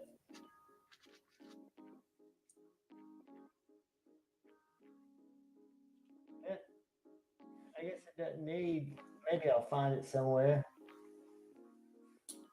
Not that it matters. All right. My what would you call that? What's the word I'm looking for when you get sidetracked is now over with. I'm no longer sidetracked.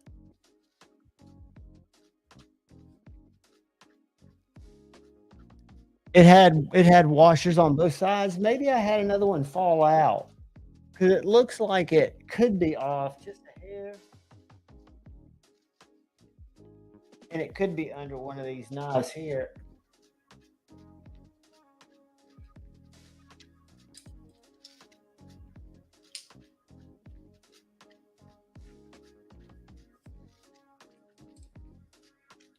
But like I say, it's got a broken spring, so I'd only use it if I ever needed. And I probably wouldn't take the other one apart because I understand it's not real easy to get these springs back in. Isn't that kind of a pain in the ass to take a modern traditional apart?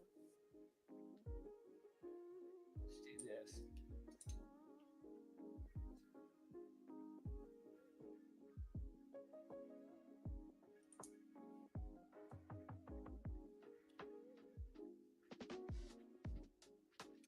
But I'm very impressed. I'm very impressed with the QSP Hedgehog, the way it cuts, the value. I really like the Jack Wolf. I don't know if I see the additional, for me, and I've got 2 of them. So I'm not a Jack Wolf hater by any means. I really like the knives.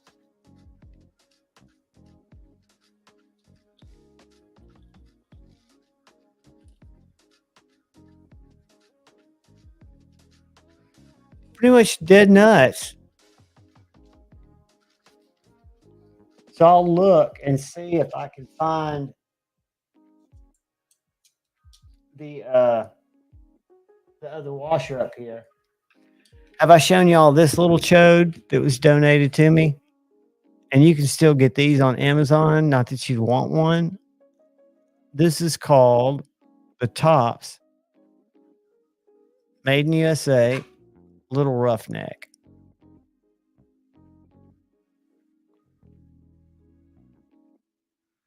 And what I wanted to show you guys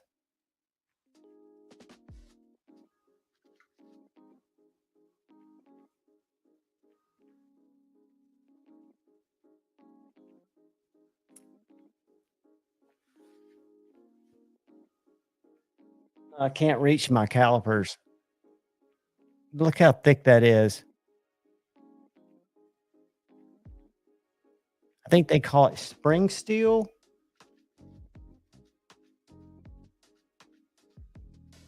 But just a little chode. I mean, I think the only way that this would be really effective would be to, if you had to jam it in a can or if you had to throw it at somebody because it's heavy. I mean, it feels kind of like a discus or a shot put.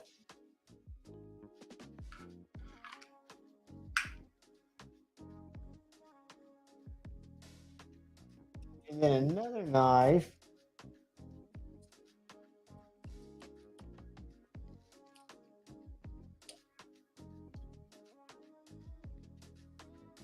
I wanted to talk about briefly is my little Liang Ma Field Duty EDC. For the longest time, this was my favorite knife. And then I think the Lamia kind of took it over. And then my little Koenig took it over. But I've been carrying this a lot lately. And guys, I think this could be as good as any knife I've got in my collection in terms of the way it operates, the snap, the way it cuts, the materials. I think this is Elmax. Elmax, super slicey, has kind of a Oz Roosevelt grip, but it's thicker. Such a good knife. And I really like my upgraded, I say upgraded, the ones that went back to Riot, my field duty folder, but it's a little big, and the hole to me is a little big. I don't like to be able to get my finger through the hole. I like it to be more where I can get snap, which you can if you push your finger up in that little corner. But I like the shape of the field duty EDC, and I'm surprised he hasn't done another one. Great little knife, though. Take care, Kathleen. You're going super night out, Javon. Good night, buddy. Good night, Anthony. Dude, anytime, I don't know if y'all are on Instagram. I'm not, hey, what's up, Pitt? I'm not great in my comments, but if you have a question, if I can't answer it, which I probably can, I can point you to somebody who can. And guys, I'm only here for you guys. I know it's late. It's, what is it, 12:30? We've been going about 2 hours and 15 minutes. We'll go a little bit longer. As long as y'all want to hang out, and then we'll call it. And again, this is just something that I thought I would do on Tuesday nights. Because again, from what I could tell, there was not a lot going on Tuesday nights after Tri-State. So I figured since I don't have a job right now, I stay up late. The TS 150 is a banger, Joe. And the one you did is an extra banger. Check this out. The one that's the first EDC fixed blade I got. And it was because it looked like the Chickadee. The one I got was $44 because it was G10. But this one, and it's S90V. This one, when it comes back in stock,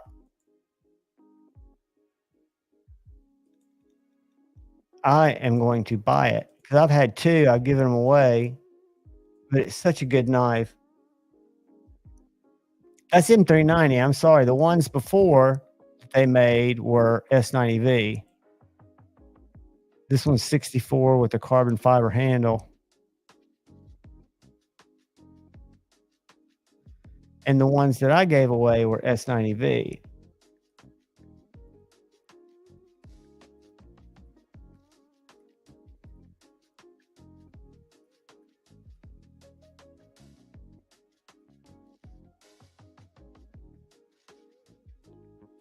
But I'll show you. I didn't order any, dumbass. Why do you mean you don't have enough? My favorite, and I gave this one away too, but I picked up several over my early, this one right here. This little TS 247 is a little bit longer, and it's got these contoured micarta handles, a really sharp drop point M390 blade. This is a little bit longer at 5.43, so it's about a half inch longer. This was my favorite. The TS 150 was my first favorite. Let's go Tucson fixed blades. But I had a couple little small ones too. A micro. I had this one. Wasn't really impressed. I didn't like the can opener. I didn't really feel it in my hand, but I don't use can openers. But this knife, beware, it does not come with a sheath. Looks cool, but it doesn't come with a sheath. I have no use for it. And they've taken these other ones off because they used to have, and I've got reviews on them. But yeah, the TS-150 and the 247 are fantastic. Let's see if we go Tucson fixed blade knife.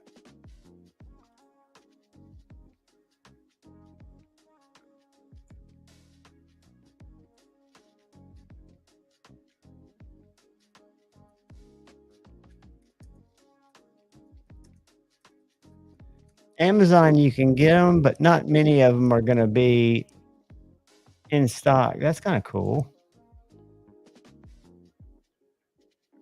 My car to handle.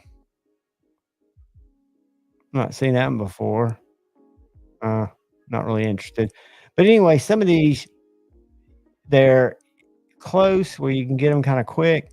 Ooh, here's the hey guys, if anybody's looking for, now this one you won't get till September 10th, but this is that one we were just looking at, and they've got them in stock in China, 65 bucks on Amazon.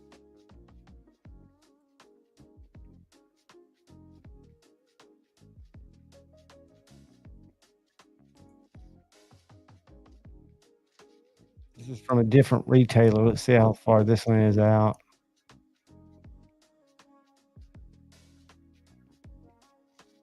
This one you get August 26th. So this one for 66 bucks is in the States. If anybody's looking for a TS-150, I wish I had one to show you. It's about a quarter of an inch shorter than this,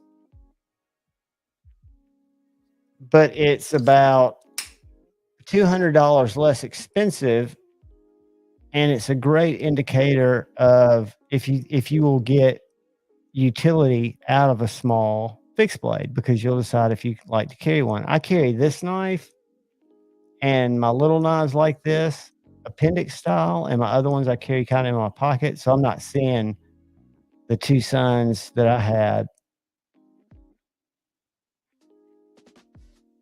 I guess they don't make them anymore, but I had one of them that was a micro mini that was a little Tonto. It was an M390, and then I had another one that I didn't really like because it didn't have it. It had the handle that had the handle scales, but it wasn't a full handle, so they kind of had some displacement on each side. And it was 14C and just was a little thinner in the hand. All right, I'm gonna get off here. Let's go back to this. Now, I'm guessing knifetucson.com is probably a fake site. No, maybe not. So here is, I don't know anything about this site, guys, but this is the one that I got first. This is the TS-150, just like we were looking at. This is the G10 in S90V. But I don't know about this site.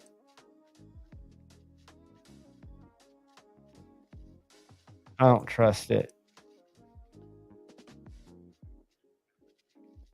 Oh, maybe.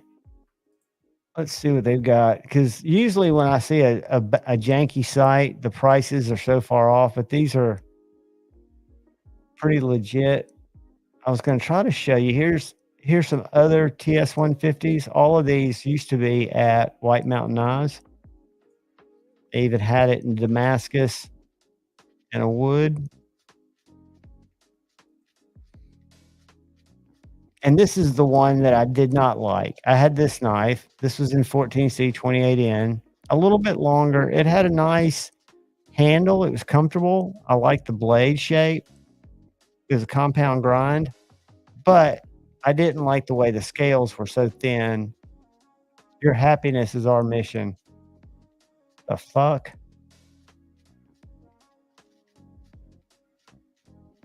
Yeah, something's weird about this site, but it's a good place for me to show you, because there's one other, the micro mini. This one right here. I had this one too. And that was M390, the 253. This one is 4.8 inches. Little compound grind, hollow here, kind of thicker there, but it's a tiny little knife. But cool. But this site, I wonder how we could check it to see how legit it is. Because I've never heard of knife.tucson.com, because that's usually the type of sites that are scammy. Because look, this is the same designer. Yeah, this is a. I got scammed. I think I told you guys. I was looking for a Vox Chillin', and one morning I got up real early and I just searched for Vox Chillin', and look, this has got the same logo.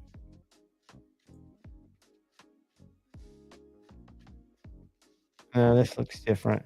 But anyway, so I saw this site and they had it for $99, which I should have known. That's way too little. They're like $180. And they had all their knives for under $100. And if I looked at it closer, there were several red flags. I did super stupid stuff, but I was still awake. So I put the knife in my cart, went to check out, and the only way I could check out was PayPal. And so I did, and then it defaulted me to friends and family. And I didn't think anything about it. I went ahead and did it, which was stupid because I got scammed. But when I went back and looked at the website, the pictures were lifted from Blade HQ. You could see the Blade HQ symbol behind them. I reached out to Google, to Alphabet, because it came up on organic search really highly. And it took them, Google, over 2 weeks to get it to not be indexed to where it wouldn't come up on search. And they couldn't do anything about it because they didn't know who owned the site, for one, and they couldn't do anything about the payment because they were doing it all friends and family. So anyway, yeah, the little Tucsons are good fixes. I kind of went down a rabbit hole there. Sorry about that. The Pyrite's a great knife. The one I want to try, there are a couple I want to try. I want to own one day. If I was buying knives right now, I would go and I would immediately buy this knife without even thinking about it, because I've reviewed it. I've enjoyed it. I carried it. Let me show you. It is this guy right here. Whoops. PSY. And if any of y'all are in the market for what I think is a very good value for $250, this Vostede Psyop with the smooth contoured handles and LMAX is a fantastic knife. This is the one I would probably buy, but they've made a mini Psyop. So that's something that I've seen, but I'd like to try out. Let's go to Vostede's official website. I'd like to try this out. I've seen several reviews on it, but this little thing is tiny, thin. I'm not as crazy about it as I am about. Let's find this little Psyop. I think Vostede and Lou in particular is doing some really cool stuff. He's a young guy. I really like him as a person. This is a great knife. Where is it? Bear with me, kids. I won't keep you here that much longer, but I do want to show you this knife. There it is. Nope. This one right here. So this is the mini Psyop.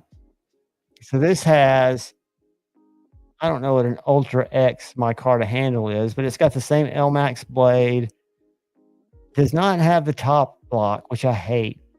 But Vostede does a great job with their bar locks. So how long is this? 269 blade. See, it's a little guy. But these have evidently been real popular. I just think Vosteed is killing it. They're kind of in the value in some of their knives, like this knife that I think's under $40, but they also are kind of in that mid range. I think their highest price are like the Dachshund and the Psyop and some of those other ones. Big Jimpin, what's up, buddy? Anthony Kitchen, good to see you guys. Good to see you guys.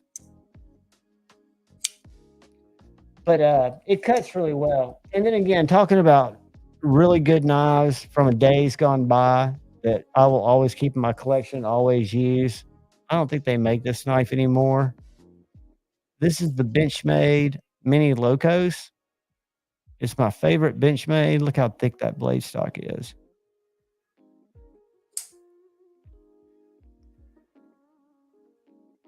Just S30V. This is a first run production. This is just a bruiser of a knife. I mean, I've got a Freak and I've got my Mini Adamas. But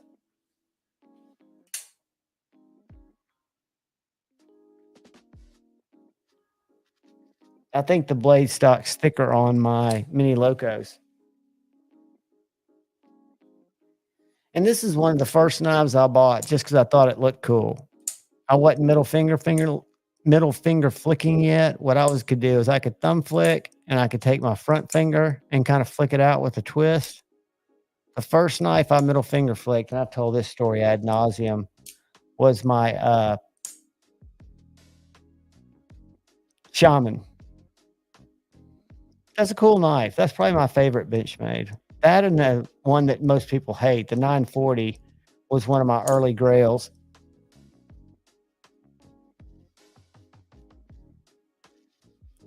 And I love these little metal Pardue Griptilians. Whoops.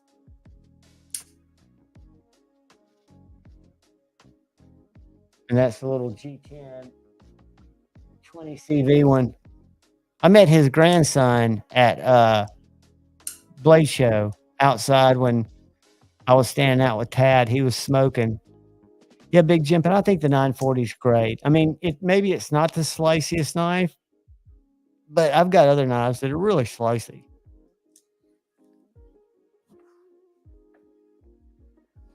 I liked it so much. I waited for the matching 945 to come out and picked it up.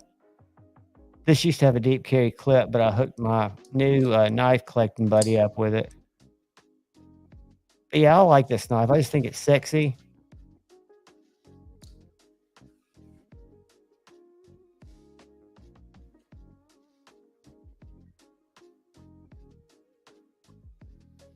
And this is another one that I've really gotten. I used to never like out the fronts until I picked up a EMP EDC Pulse. And then I picked up the Max Ace Neptune. It was $108. It's a great out the front. Then I picked up a Bowie Pulse. And at the same time, my buddy A to Z EDC had the American-made EMP EDC Pulse, the regular one. It was a Tonto, and it was OEM by Axial Knives, which is the same company that makes the Lookout. USA company. I think they're in Texas. I could be wrong there. But this is a little Magna cut out the front. It's done very well. Maybe not as fidgety, but the clip carries very well. It's great for opening cat food, and I'm sure it'd be great for saving a Slurpee. But these knives start out in just the aluminum. This is aluminum Magna cut. If you can get this knife in S35 and it's $219.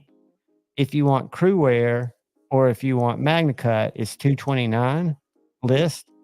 And you can get a Tonto, a Warncliffe, a Dagger, or a Drop Point. And then they've got a little upgraded one that's got this G10. It's about $30 more. I don't really get it. Let me show it to you. Tell me if y'all get it. Because I would think the G10 would have been a different color maybe. So when you look at these knives, this is the basic, and this is the G10, but it's not all G10. You just got this little panel. So you can go Tanto, Warncliffe. Let me see if I can find a picture of Warncliffe. Yeah. I like the Warncliffe. I struggled because I wanted the Warncliffe, but I thought it looked too thin. Drop point or a sweet dagger. And then all of these are $219 with S35. You can go Crewwear for $229, or you can go Magna Cut for $229, or you can upgrade, which I can't tell much difference here, but evidently this little patch of G10 is the upgrade. That's really all I can tell in this particular knife. So it is $239, so it's $10 more, which isn't a lot because it's not available in S35. But again, I never was an out the front guy, and I've noticed there are more and more out the fronts coming out. And I know Microtech just came out with a really cool, I haven't tried it, but it's evidently really, really smooth deployment method. But this is a good value. I mean, if you want an American made knife for $229, I think the Kershaw live wire is even more than that, isn't it? Let's see, Kershaw live wire. Because I wanted to try one of those. Oh, that's too much. That's their page 304. Let's go to Blade HQ, Magna Cut, $239. And I'm not saying that the Axial's better than the it has very little side to side, very little up and down. Great little knife. And then before we go bye-bye, I still love this knife. I think for $300, USA made, ridiculous, bigger than I'd ever need, but the ergonomics are next to none. I think I've told you guys, this is, of all the knives I've ever gotten, this has the sliciest factory edge, and it does not have the most productive grind. It's a thicker grind, but it is so slicey and it's so stabby.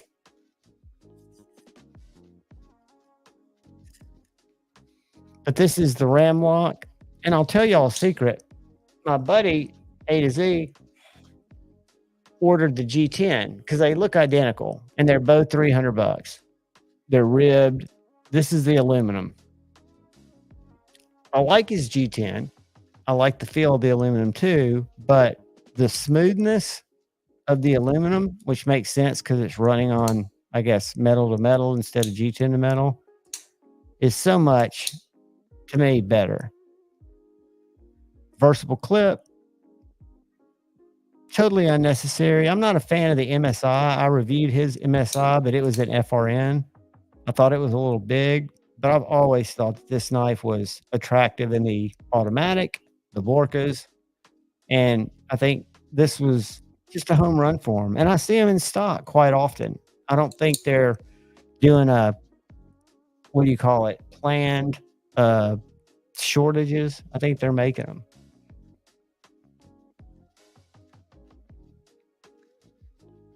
Edgy, you got to get on your list, right? Yeah, let's go. Let me do that. Let's do this real quick. I need Kyle because let me go back to that link. I got to go here.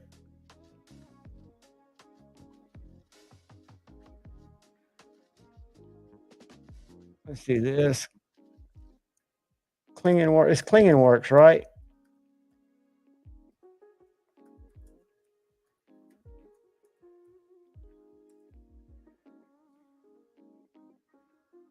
Let's see. Kyle Coonley. TS Pro.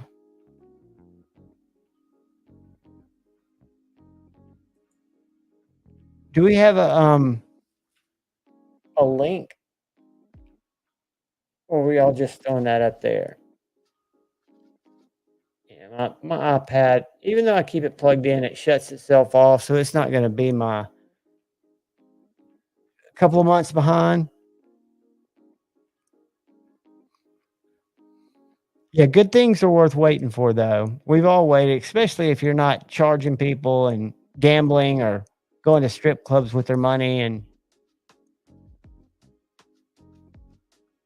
let's see.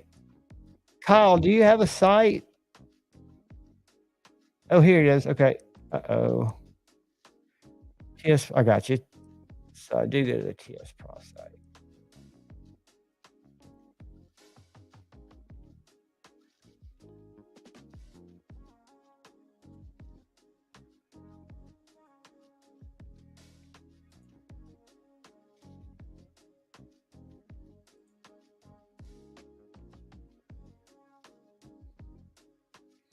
All right, I'm digging. I got the TS Prive question mark reference.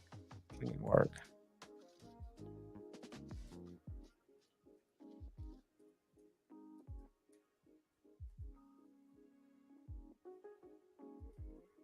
Prive US.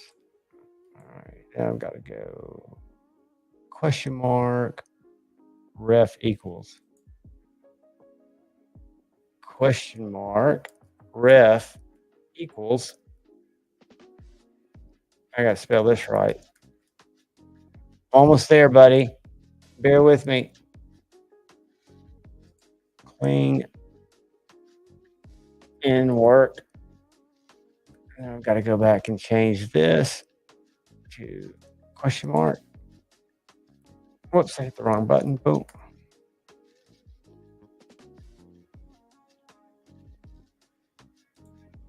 All right, so Kyle, is this the page that if we share the link,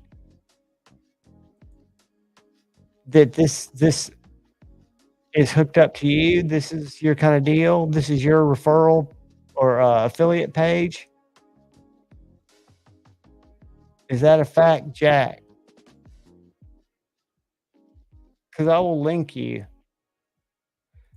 But Kyle, is that your, like, if I was going to go buy something off of this page, would you get a commission on it? And there's nothing wrong with saying yes, because that's why I would promote it. Because it's not costing me anymore. I'm just helping somebody out. Awesome. And dude, keep in mind, if you ever can utilize this to do something live, what I need, they still have blitzes? Because I'd like to get another rod.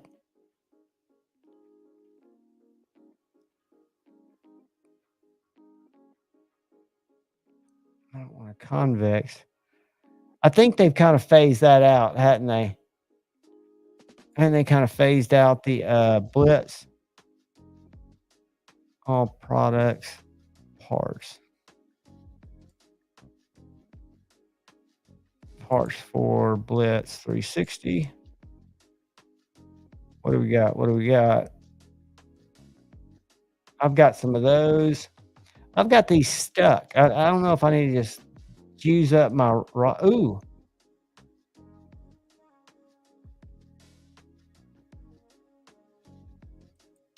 Hey Kyle, are you still in here? Do y'all have these in stock, do you think? I mean, it looks like it's in stock. I'm gonna order this, I think. Hero sticks, absolutely. I will take like one or two at a time, and I usually get them back no later than the same. Like if I get them on a Monday, I'll send them back to you on a Friday. I don't keep them and carry them and cut with them and stuff like that. But I think I need a fresh rod, extended guide rod. I don't necessarily need it to be extended, but if I could get one, I could $20.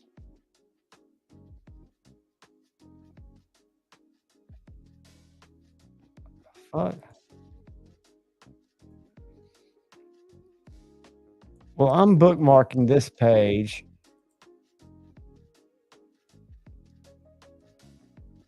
Cause yeah, I love my 360. And I use the Viennese stones, the 4-inch, because that's what I had on my work sharp. And I was gonna get the 6-inch stones. And then I went to, because I've got the nice clamps, and I unloosened them, and I guess they've gotten stuck on the rod, and I can't get them to budge. I mean, I'm sure I could if I got a little like ping hammer or something. I don't know. So I'd like to go to 6-inch stones. Maybe I'll fool with them, but it's nice to know that you can get a rod for it. Extended guide rod for Pioneer, Blitz, and Cadet. Increased length. See, I don't need it to be that much longer, but I guess if that's all I can get. And then, yeah, they don't really have a lot of. I've got the stand, and I guess I could buy another set of $50 fucking clips, because I don't know how I'm going to get these off. Kyle, I wonder why these things are stuck. Okay, it's cool, dude. You're the man. But yeah, I picked these up because I like them, and for some reason they just kind of gotten, I guess, from the stuff underneath it, maybe my shavings. There's probably a lubricant I can use. Well, dudes, it's late. It's almost 1 o'clock. I hate to keep y'all up super late. What's up, Stone Hands? Awesome hero sticks. I appreciate it, dude. I'll give you full credit. I hope you don't mind. I like to put, like, when I do my buddy Lord Needham's or my buddy A to Z EDC, I can publish your channel. I can pump your Instagram, any social you like, or I can keep it totally anonymous. I just do like to give credit where credit's due. And Kyle, I will link you up in my descriptions. So if anybody's looking for it, because I'm a TS prof, I haven't done a review on mine yet.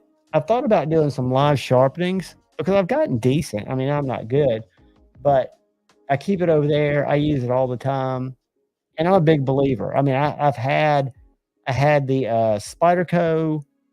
My first sharpening system was a Spyderco, the one that came in the black case that had the 4 rods that came up in 2 angles, and the Sharp Master. And I bought the diamond rod to go with it and the extra fine, so I had it totally decked out.